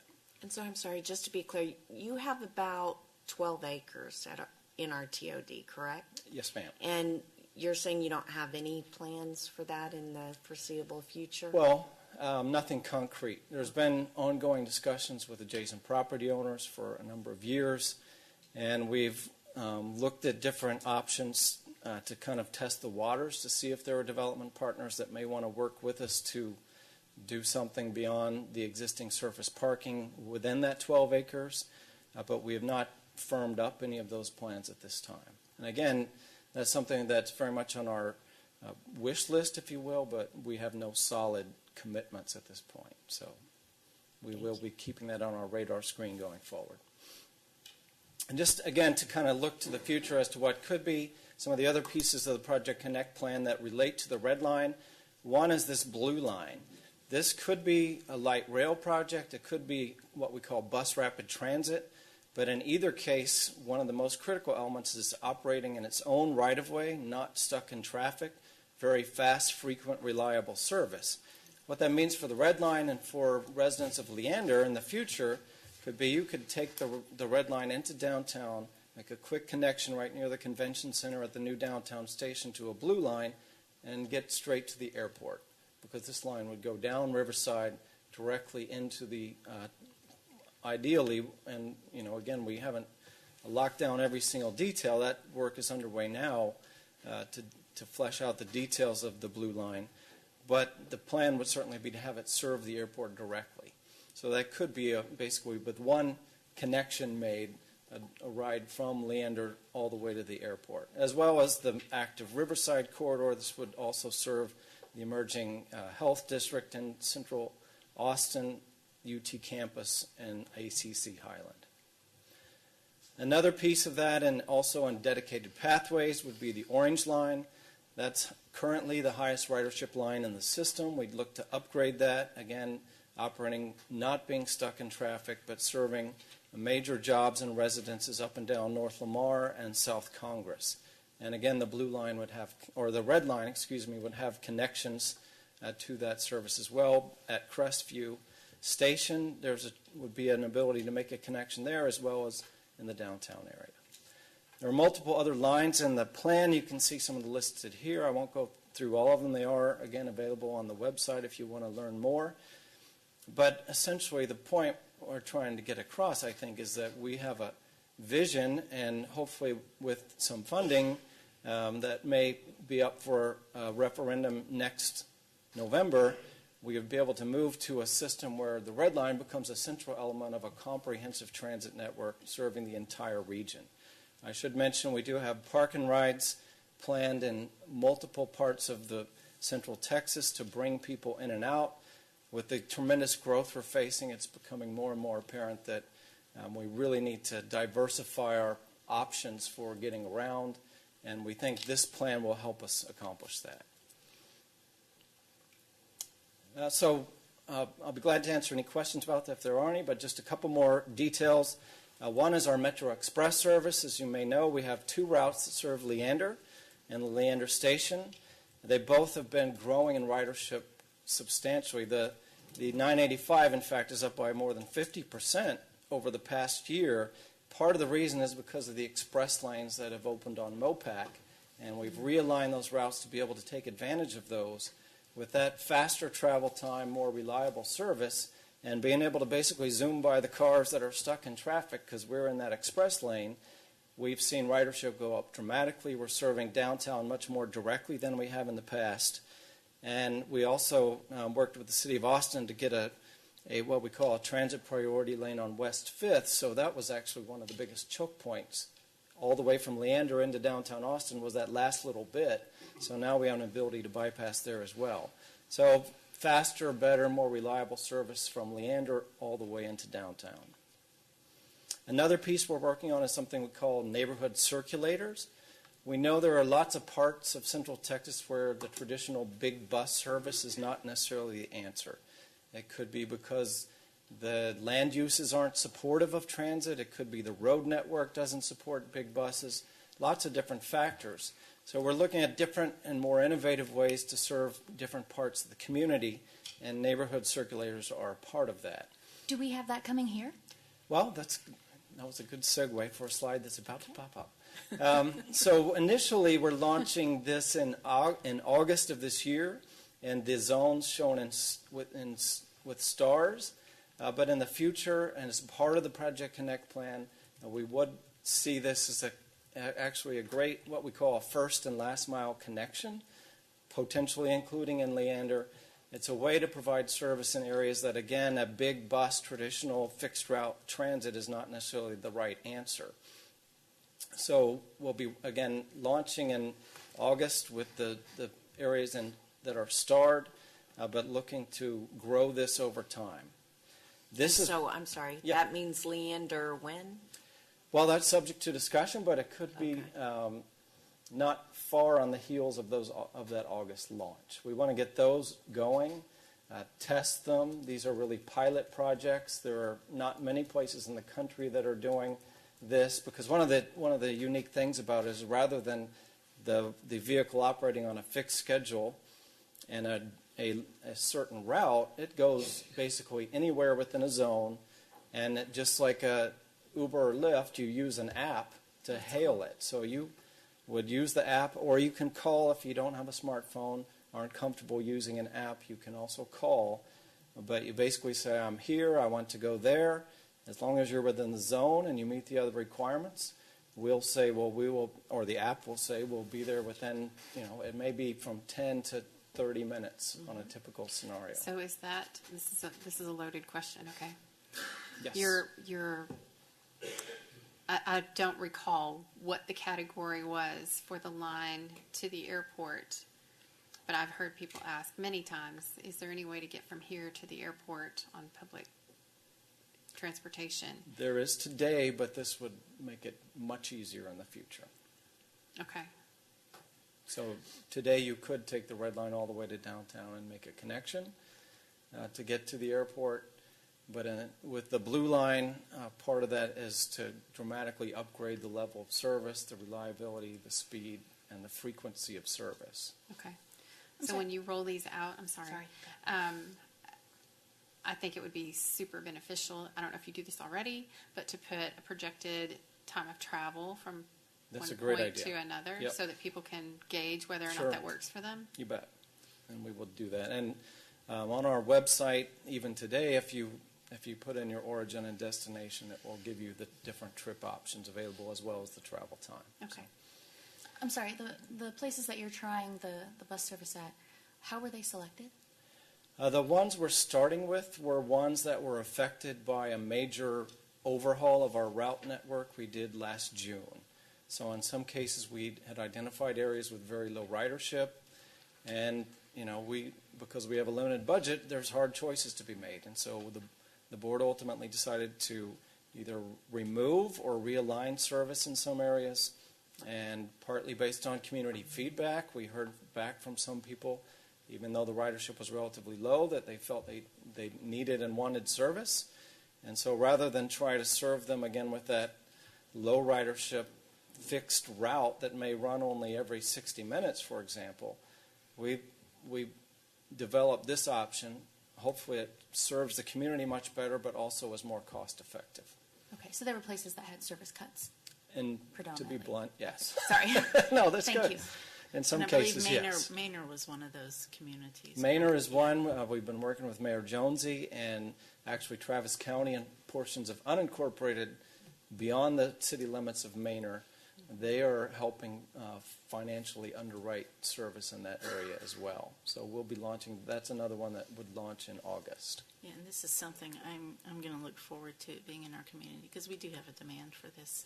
Yes. We do. Can you go back to that map real quick? We've been talking You bet. about it for a long time.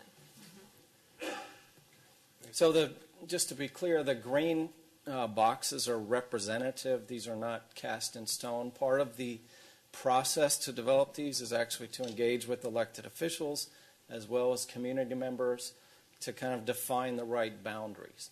And we're going to be learning as we go about what the right size is. Initially we'll have some that are just several square miles. A few others will be up to 8 square miles. And we need to see what the ridership response is. The bigger it is, the longer you may have to wait for your trip. So there are trade-offs involved. But all this, again, is we're piloting it in these first zones and then assuming it works as we hope. And there are a few examples across the country we've been tracking. Now, again, we'd look to expand it. If you all are interested, we'd certainly welcome the opportunity to come out and visit with you. One of the things we're doing right now in the zones that are designated with a star is actually asking the elected officials who are the right people to reach out to. Is it a health and human service provider, senior citizen location, housing, or other places that would probably be likely riders, so that they can actually work with us to help kind of create the service and define what it does to best meet specific community needs. So again, we're launching these 5. We're going to be looking in subsequent years potentially, and this is obviously subject to board and budget approval, just like you all have been discussing here this evening. The board actually would have to make the call as to the budget levels we want to allocate for this service, and like anything else, there's trade-offs involved. So if we say we're going to launch a new one or 3 new ones, then it's an opportunity cost question. What would we not be doing if we do these instead? But we do see a lot of promise in them. Again, there are lots of areas where the traditional bus is not the right answer, and we do think this is a good opportunity for us. So if you all, again, are interested, we'd be glad to follow up with that. So again, I think I was already on that slide, so I was actually to the finish line there, and I'll be glad to answer any questions. I have a question. You showed us a lot of bus routes associated with Project Connect. Yes. And it looked like one of them maybe comes close to Leander. What is that northernmost green route there?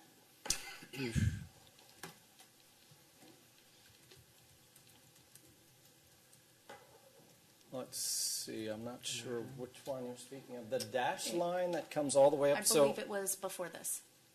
Oh, well, there's, just for reference, there would be the Oh. Leander Park and Ride. Yes, there it is. Just south of that, there's like a boxy one that comes out and it goes This? up. Yep, that one. Where does that go? That is, I believe, this is our Lakeline Park and Ride.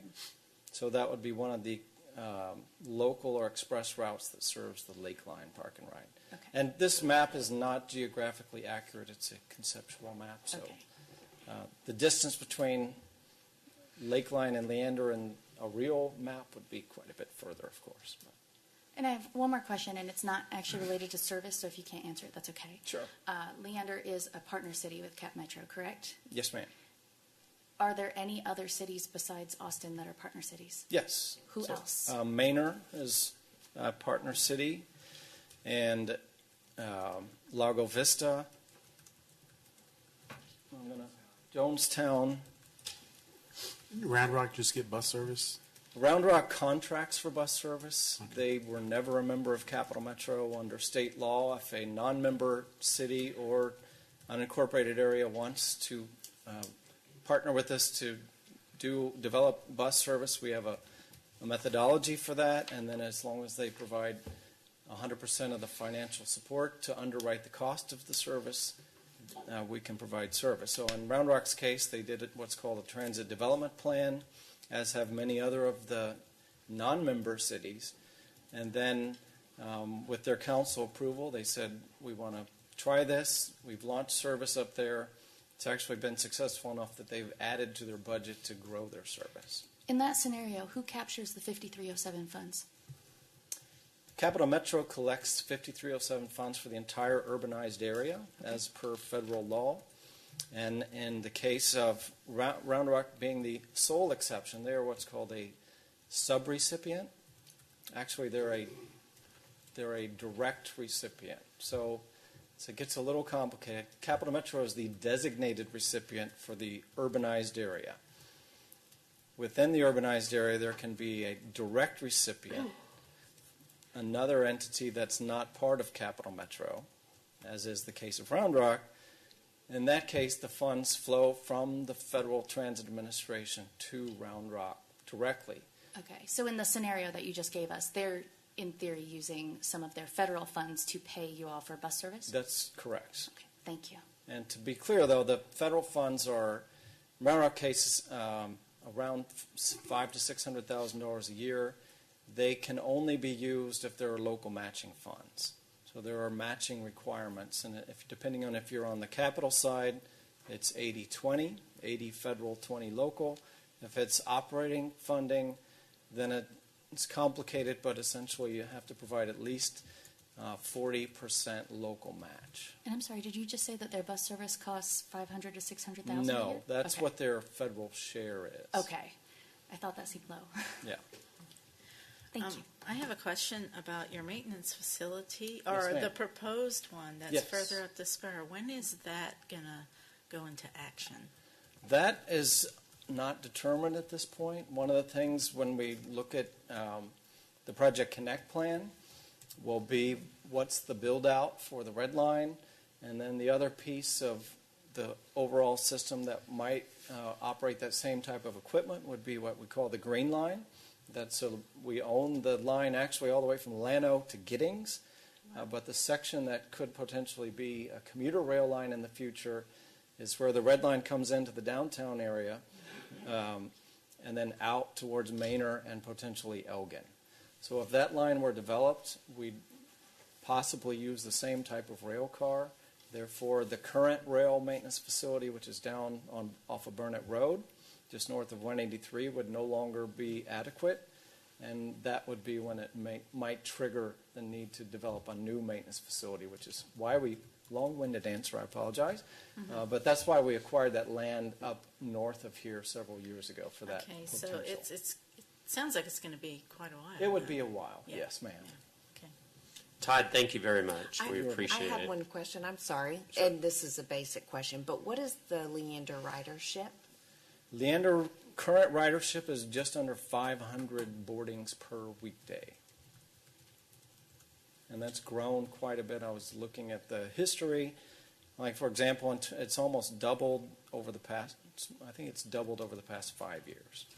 I'm sorry, is that 500 leaving from Leander or total coming and going? That's boardings per day. So of people that get onto a bus or train in Leander each weekday. So that is bus and train combined? Yes, ma'am. Thank you. Which one has higher ridership? Oh, sorry, if you know. I do. Just one second. And I'm sorry, when was that number This is done? spring of this year. So currently the red line, the rail line, has the highest ridership at just 225 boardings a day.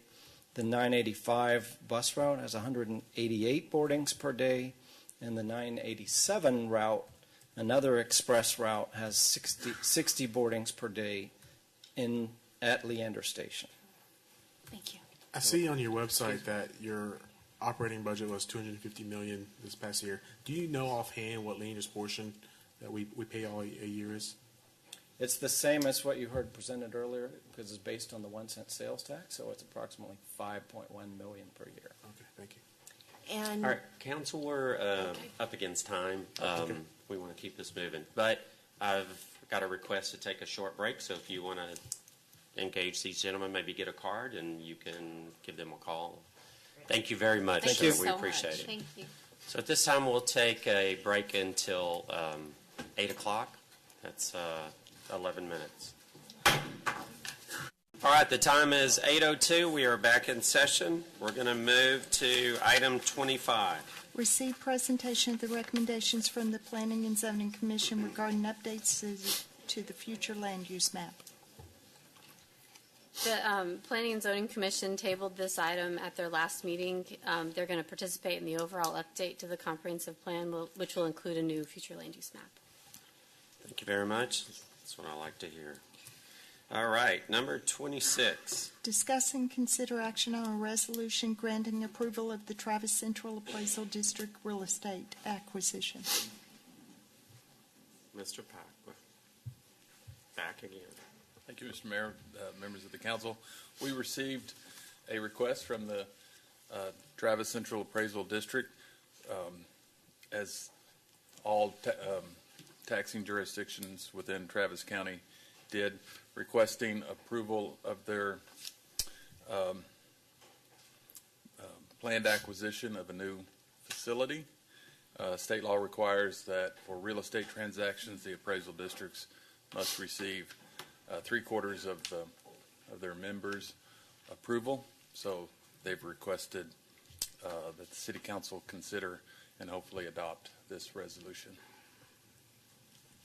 Did they not send a representative? I did not ask them to.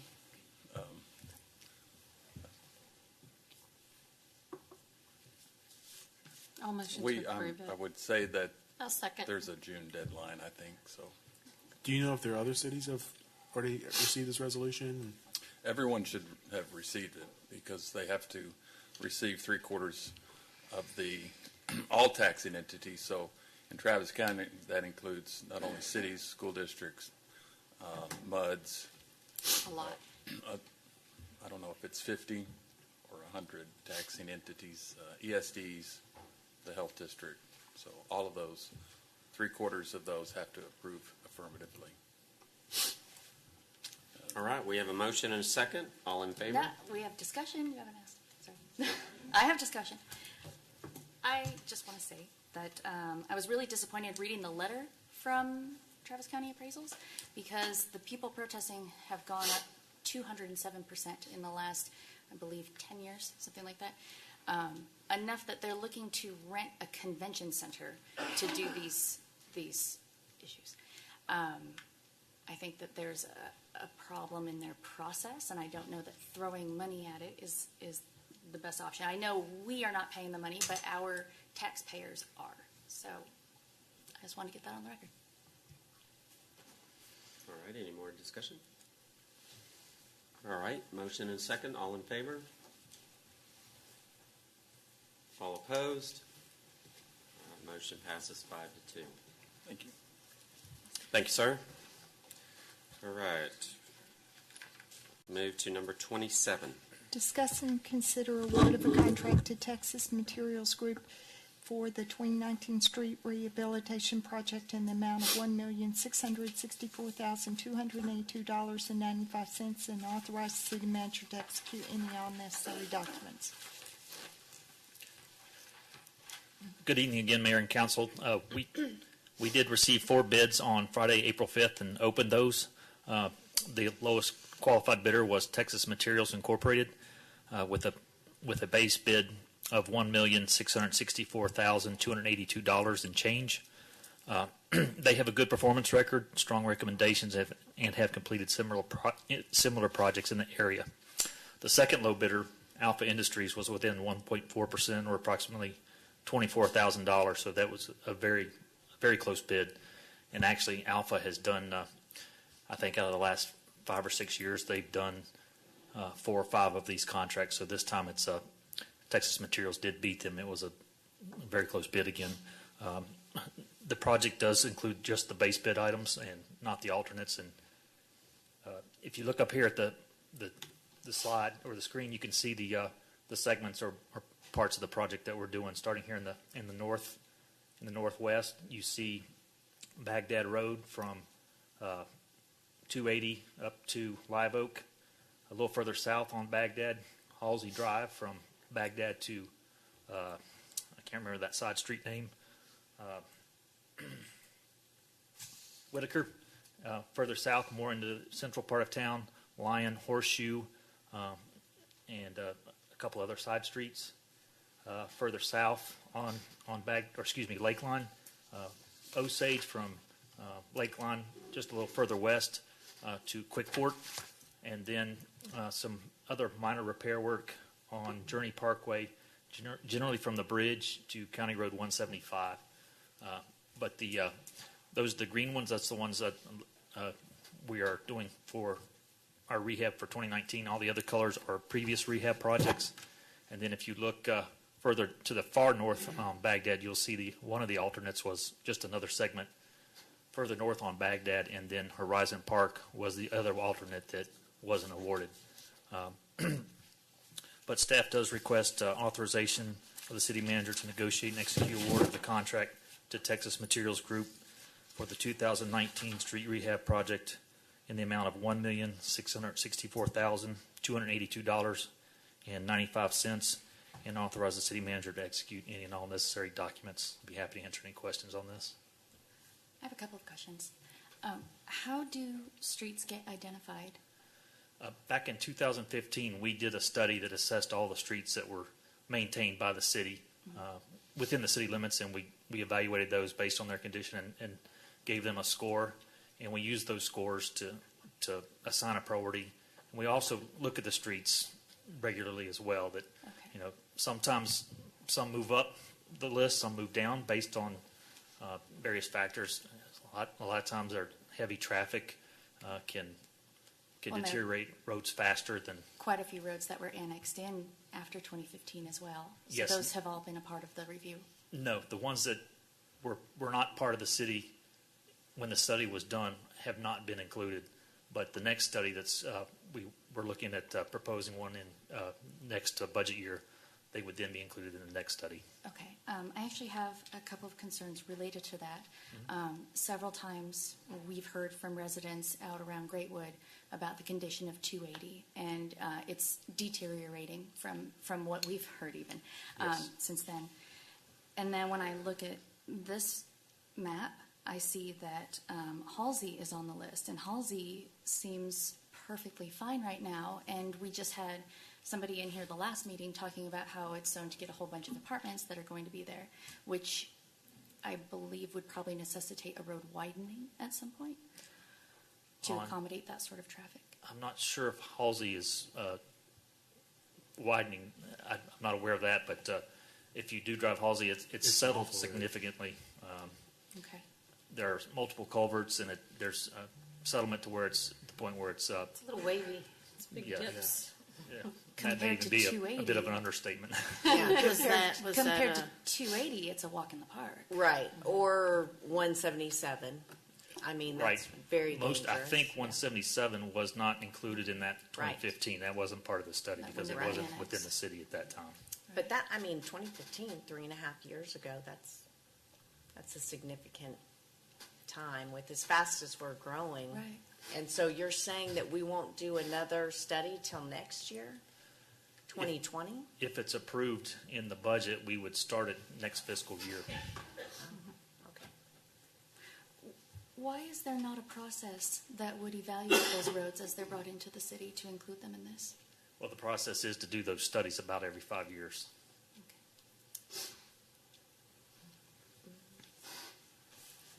I'm in the motion to approve. I'll second. I just think there are roads that need it more than the ones that we're Right. approving. I have a hard time justifying to people why their roads are not being repaired, and some of these other ones are. Understand? I agree. All right, we have a motion to approve by Mr. Seiler with a second by Ms. Navarette. All in favor? It was actually me. Oh, I'm sorry. Sorry. All opposed? Not opposed to spending money on roads, but I am opposed to using almost 4-year-old data, but thank you. Thank you very much. Thank you, sir. Appreciate it. All right. Move to number 28. Discuss and consider action on the appointment of a member to fill an unexpired term on the Ethics Commission.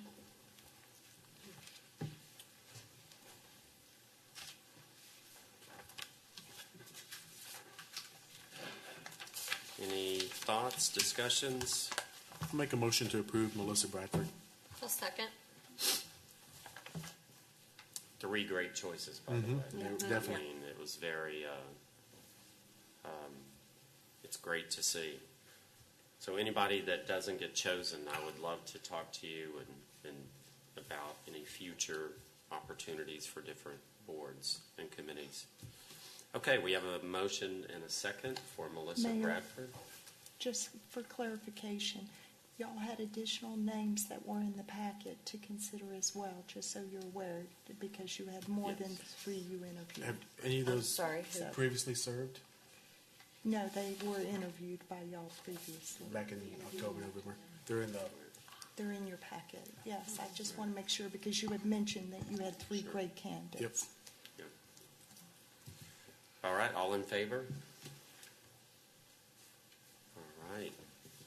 Congratulations, Ms. Bradford.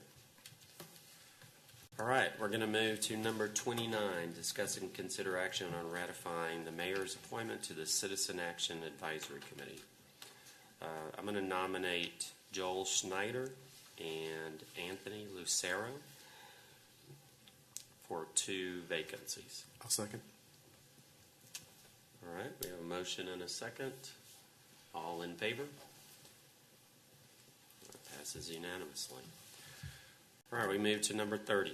Discuss and consider directing the city secretary's office to utilize the city's email archive server to access the mayor and city council city-issued email accounts to search for information responsive to open records requests. All motion to approve. So I'll second that. we have a motion and a second. I had a couple of questions. Okay. What would be the mechanism for how this happened? So we have, as it said in the packet, emails that come in after September 1st come in through a new system. And so there's specific search items. You can do a to and from and topics. As you know now in Outlook, if you put in keywords, you get all sorts of stuff that you didn't even put the keyword in. And it's almost like having to look through all your email. This will nail it specifically. And that's what that was the purpose of purchasing this software, that all the email goes through it, and there's a high-level search capacity that can take care of what you're looking for automatically. So why didn't this come in front of us in September? This coming September, I think. No, it's from September 2018. Right. I have no idea. I mean, this was, I don't know that we've actually used it. We've had open records requests that went before this, but We have a database now, 6 Yeah. months, where we have searchable data in it. So it just goes since September 1st. Yes, and I spoke to Paul Preston, and he said that he set it up with definite security features also, so that Dara would have permission to go into it to retrieve the emails. And there's one other person in his department that also is able to do that, but he himself isn't, and it also tracks whoever goes in. What is the protection for other emails? For other emails For the ones before September? that are. How are those? Well, I don't know. I don't know about those. So you're comfortable moving ahead even though you don't know the protection for all the other emails? In other words, when let's say that a constituent emails us about something very private to them. Now, this is nothing against her, or this doesn't have anything to do with her. But the question is, what protection is there for that confidential information that the constituent has that is not subject to this open records request? It's only for open records requests that have to Do with city business. do with city business. So would there be So like if a- anybody's emailing us on our city email for city business, it's searchable and it's findable. But the question And there- becomes, how do you know that it's not being accessed at other times? It tracks who's accessing it. Well, Like how, what's we being don't see pulled out. that. Right. Well, I know we don't, but What's our but the mechanism to IT guard the our IT constituents' information? I can't answer the technical question. I'm going to That's answer my the question about if there's something that's confidential. So if there are, in response to an open records request, the software would allow the city secretary to conduct a search to pull information that's relevant to the request.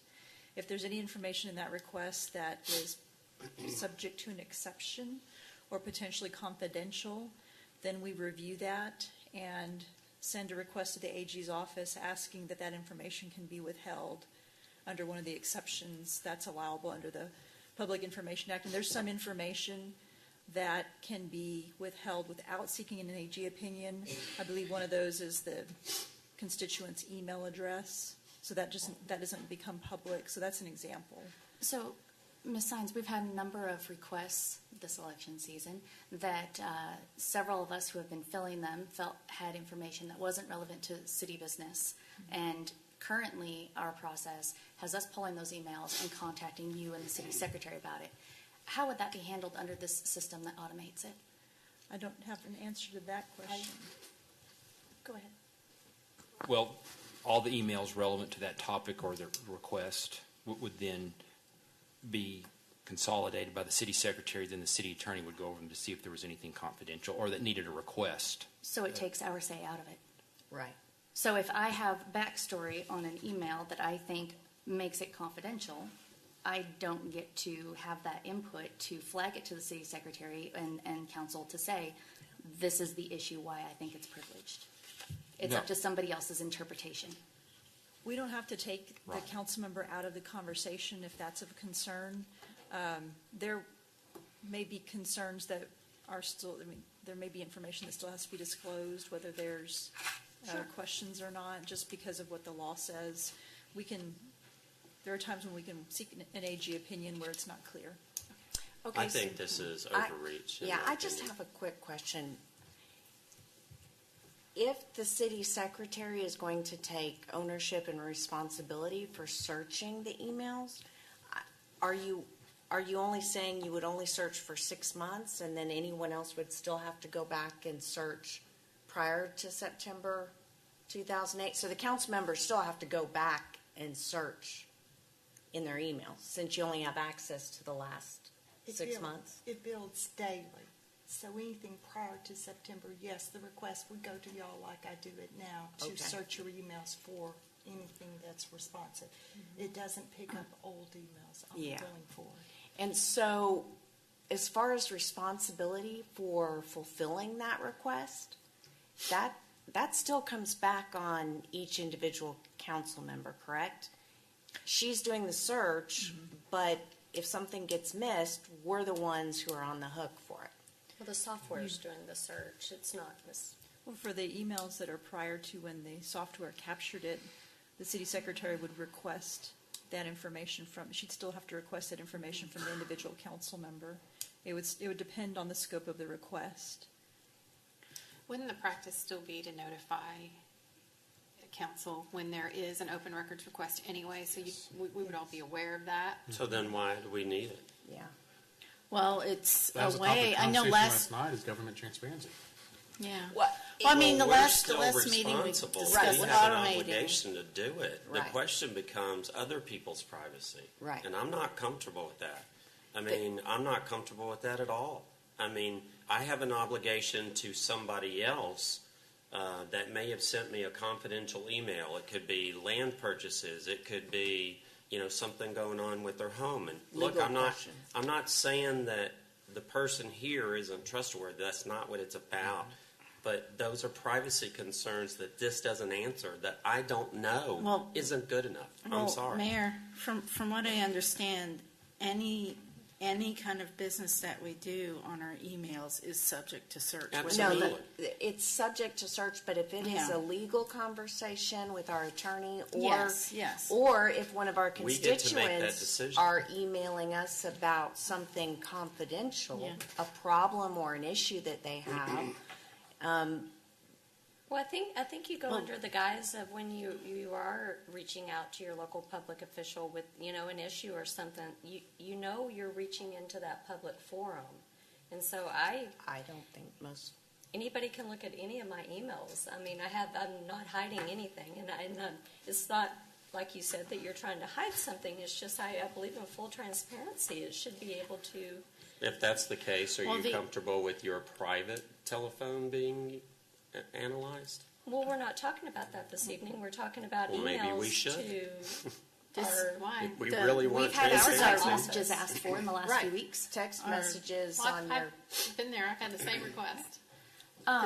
This So, is, Pro Tem, this was sponsored by you. Can you give us some background on why you brought this to us? because I know in the last meeting, Marcy Cannon had mentioned that she wanted it more automated, and I had spoken to Paul Preston a couple of months ago about this, and I said, well, this is a great way to automate retrieval of this, and we don't have to worry about what we delete, because before it was like, oh gosh, I was searching for emails, and I couldn't find something. How do I know knew if I got had it all? And I don't know if I had accidentally deleted anything, and I'm like, I thought I had one. And then doing the search engine, it never popped up. And then I went through one by one, looking through it, and then I finally found it. And I thought, this is frustrating. This is not a good way to search. It doesn't always pop up. And then could he you had go told to me- her on your And own what and I request have that? done, and I've sent some stuff in, and she's actually gotten back with me because she looks through it.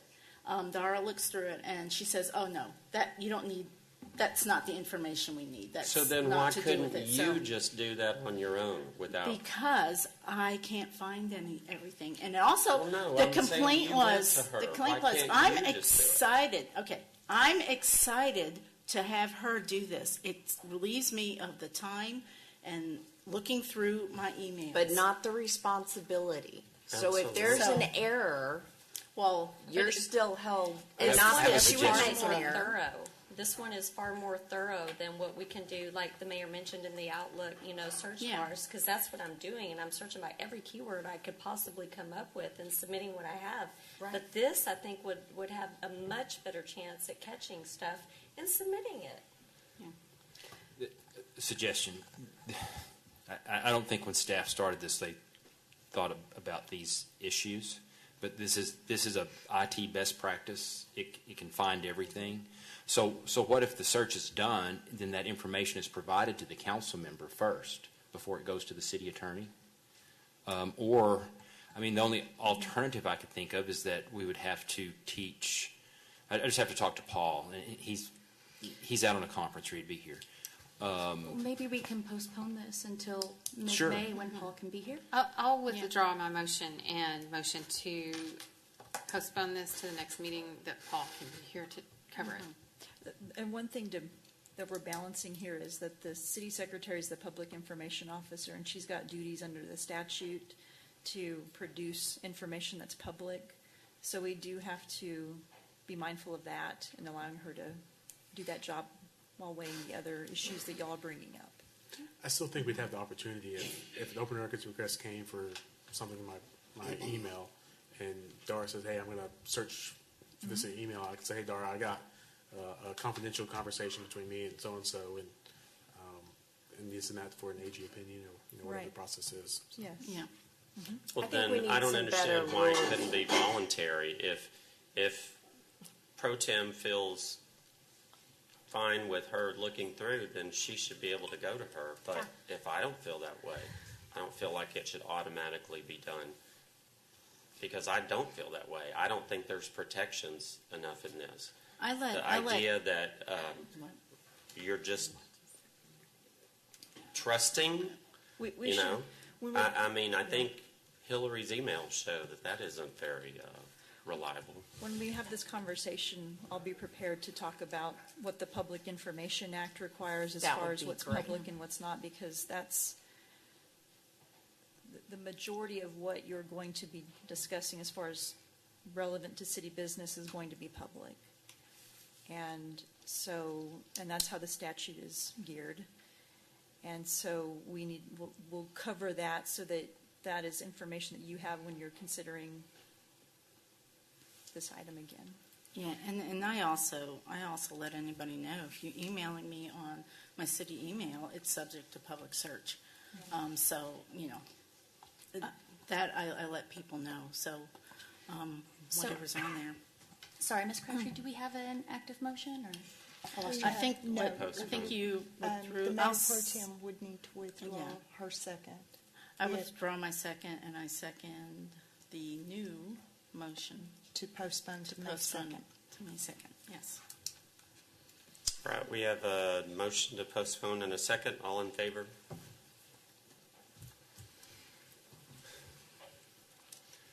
All right. We move to 31. Discuss and consider directing staff to begin the process amending the subdivision ordinance regarding 1 acre lots requiring septic to be optional. Okay, back by popular demand. So this is something that we have been talking about, and I have reached out to different builders with the question that Mr. Seiler had posed, and that is, if there's a part of the ordinance that says that they have the ability to come, why haven't they done that? What I've been told is that, and again, he said, she said, but that the implication was that would not be approved at the time.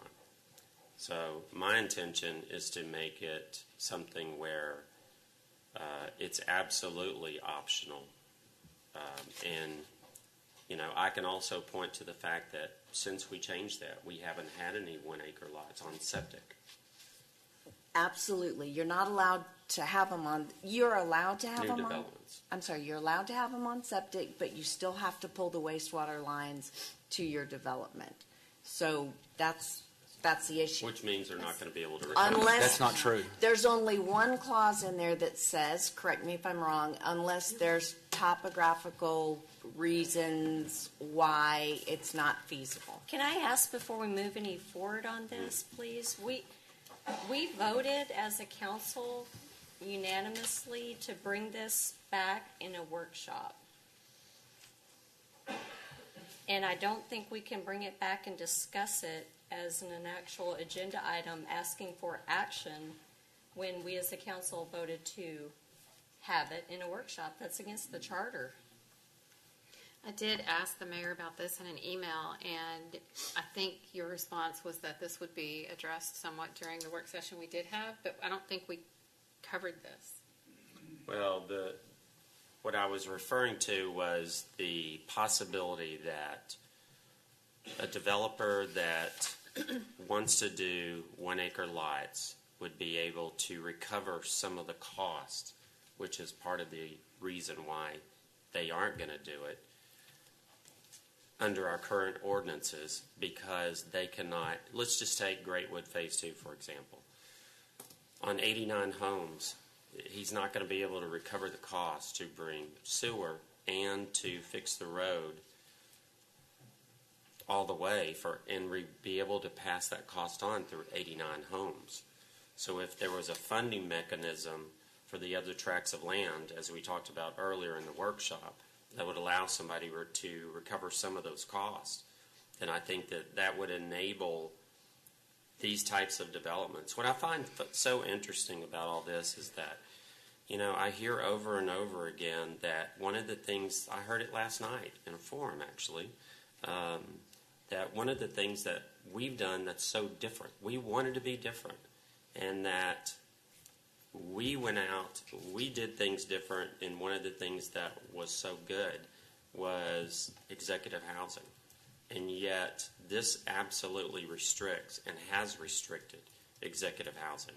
And I also find it interesting that when people that are on this dais are advertising homes, they play up the fact that it's a 1 acre lot. We have more executive housing per capita than any of our neighboring cities. So why would we want to stop it? This is all beside the I point. don't This is a think that clear we're trying to charter stop it. violation that we're committing right now. The Excuse me? discussion. This is a clear charter violation that we're committing I right think now. we need The to discussion stop at the this. last meeting. Okay, well, I'm going to get a... Well, hang on. I made the motion to make it a workshop. So I'm just want to explain, go back a little bit. When we did that, the whole point was that we couldn't agree on what was allowed and what wasn't. And when this was read tonight, the first thing that happened was the same subject. So, again, the point of the work session was to clarify what is allowed and what isn't, to make sure that we all have the same information, that it's all accurate. And I feel, again, that's what needs to happen before we take any action on this. So I make a motion to postpone any discussions on this until we have the workshop that we already voted on to have. I'll second. Okay, then I have further discussion. The handout that everyone got, the first page, the highlighted paragraph, is exactly what is allowed. So there's really no debate. It's right here in front But of us. there is verbal debate, because the first thing you said was it's not allowed unless they pull septic, and then I our city corrected manager myself. is saying that is not correct. And I corrected myself, and I said, actually, it says for topographical or floodplain, and here that's exactly what it says: steep topography, floodplain, or other natural features. I just want to say, I don't have a really strong opinion on whether we go back to what it was before we made these changes. But the fact remains that we made a unanimous decision to have a work session, and we didn't do it. And I feel like violating a unanimous vote by just disregarding it is setting a really bad precedence for where we're going from here forward. Well, it's a charter violation, so I don't want any part of that. Well, this is one of those issues where I feel like there should be more communication between the parties that are setting the agenda back and forth to ensure that things like this don't happen. And I'm not convinced that that's happened yet. Well, this is the first I've heard that it was a charter Right. Violation. Well, The signs, can I ask and a that's question? exactly what I'm talking about. That should have been communicated at some point before this was set. Right. It was put on the agenda last week, and nobody informed the mayor that this is a charter violation. So is it? I think let's get a question answered. I'm looking for in general, there are provisions in the charter, and I am looking to see if it's in here. In general, council members don't have authority outside as individuals outside of a public meeting. You act except as authorized by the city charter. So the action that you are able to take and the power that you can exercise is at a meeting that's posted and by voting. And so if there's been a vote of the council to have a certain thing happen, there needs to be some exception in the charter that allows an individual to do something different. So this is, I think, what is being referred to in that regard. Again, how did it get on the agenda if it's a violation of the city charter? The mayor sets the agenda. I know, but He's not alone in setting yeah, the he's agenda. not alone. There The city should be manager's communication. reviewing it and putting it together. I don't know if you reviewed the agenda. What this does is it makes it difficult for the staff when you have a city council vote to do one thing and a council member directing something different. That puts staff in a very difficult position to Well, I countermand. think that if I've And been so- told that this was, and I'm still Right. not convinced it is, by the Well, way. rules of council would help address some of these protocols, and so that would be something that would assist with these issues.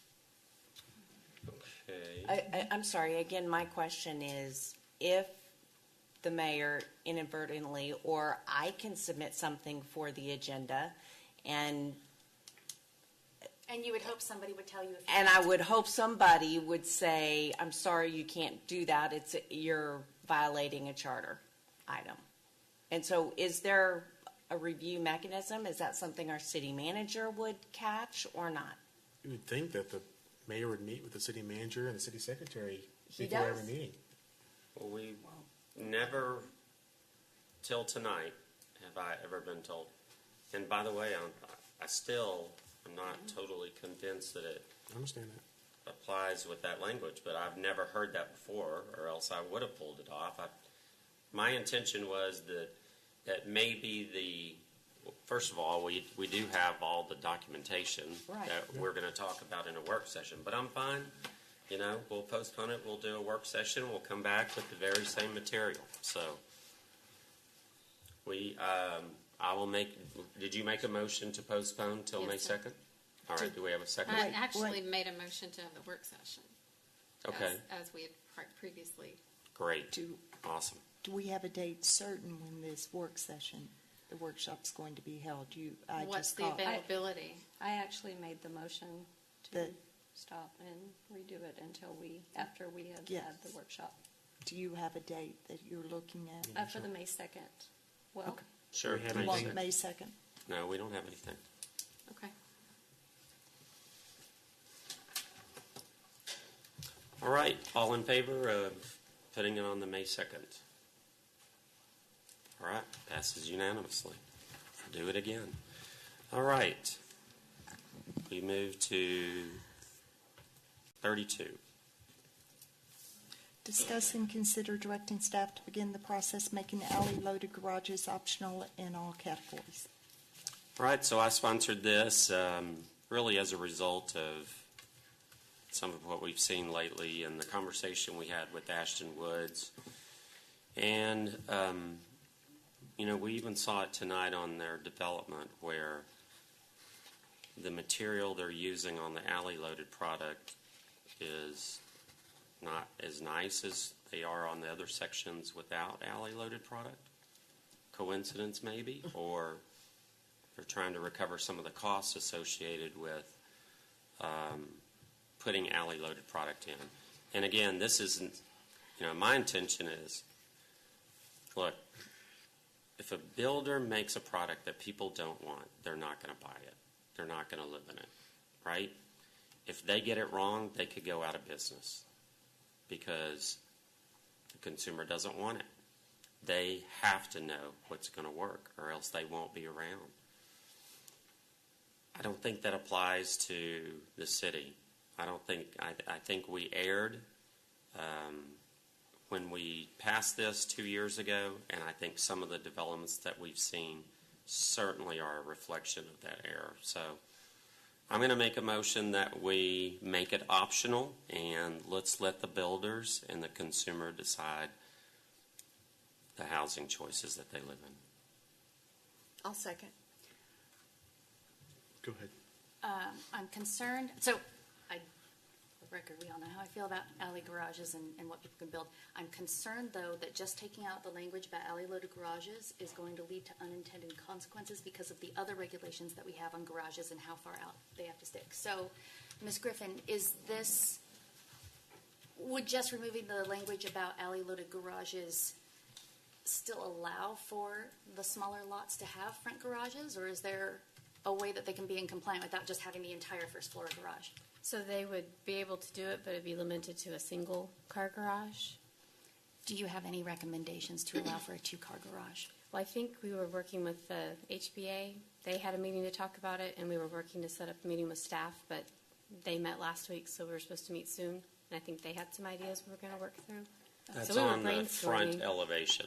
Right. Is that, I'm sorry, Councilmember Sutterquist, are you referring to how far out the garage Yes, sticks? exactly. So I think that's two issues. Is it It not? is, but I want to make sure that if we're removing the alley loaded part, that we're not still sticking them with the alley loaded because we don't remove the second. So what I'm thinking is we could remove this part tonight as long as we have a plan that after you meet with your staff, maybe you can make some recommendations to us and we can meet on that second part to make sure we're not ending up with a bunch of one-car garages. I think it might make sense to combine those two as one amendment, and I think it's something we can work with the HBA on. So does that mean we should delay action on this until you have that meeting? This is a zoning ordinance, so you can't change it today. So you'd be directing us to start the process to amend the ordinance. What would be the purpose of delaying it until later since those things are in different sections of ordinances? If you want to make the alley requirement optional, it would still be challenging for them to develop on the smaller lots without alleys because of that percentage limitation. So on the right, front, but what I'm saying is that the percentage limitation is not included where we're talking about the alleys on townhouse, is it?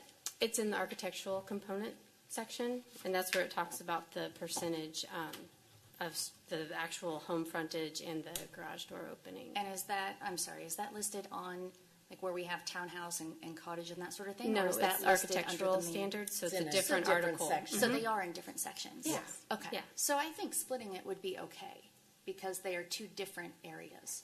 It's just you would be approving making alleys optional. It wouldn't expedite their ability to develop.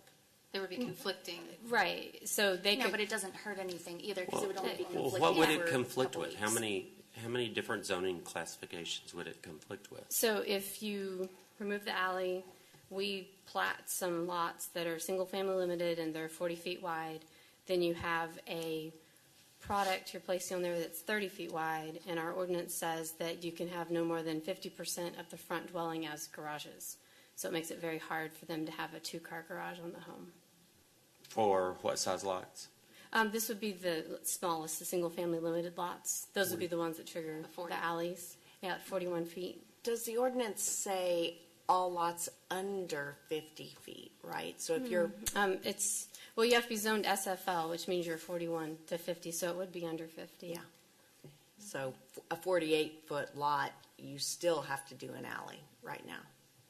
Or Yes, because you'd have to have the SFL zoning. or a single car. Yeah. We've got this in front of us today. I'm fine with going forward with the vote today and then cleaning up the rest later. I think there are several different architectural issues that maybe we'll want to look at. I agree. It's not. We're not changing the ordinance today. We're directing staff to start the process. And so Right. And we're time changing, what we're suggesting is to make it optional. Right. So in other words, you could adjust the language before the, okay. All right, so we have a motion and a second. All in favor? Wow. All right, passes unanimously. All right, so council member closing statements. This evening, I just want to make sure everybody keeps Wade Watts in their prayers. He's recovering tonight. We really miss him. He's a very valuable member of our staff and our city family, so just keep him in your thoughts and prayers. Thanks. Okay, just my thanks to all the citizens of Leander who showed up tonight. Some of them have been regulars, and thank you very much. I too appreciate our citizens' participation, and I want to give a word of appreciation to Mr. Sanders for a very nice invocation, and my applause to our Leander Public Arts Commission for another great job with the student projects that were just amazing.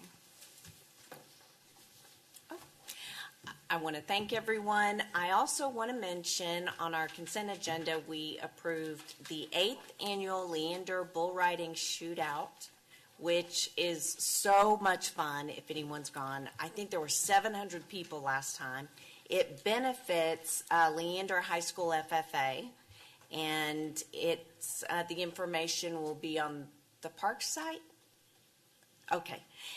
They have professional bull riding, mutton busting for the younger kids, live music, lots of great food. It's a lot of fun, and it is scheduled for April 27th. And if it rains, it'll be the next Saturday. But anyway, y'all should go. It's fun. I'm good this evening.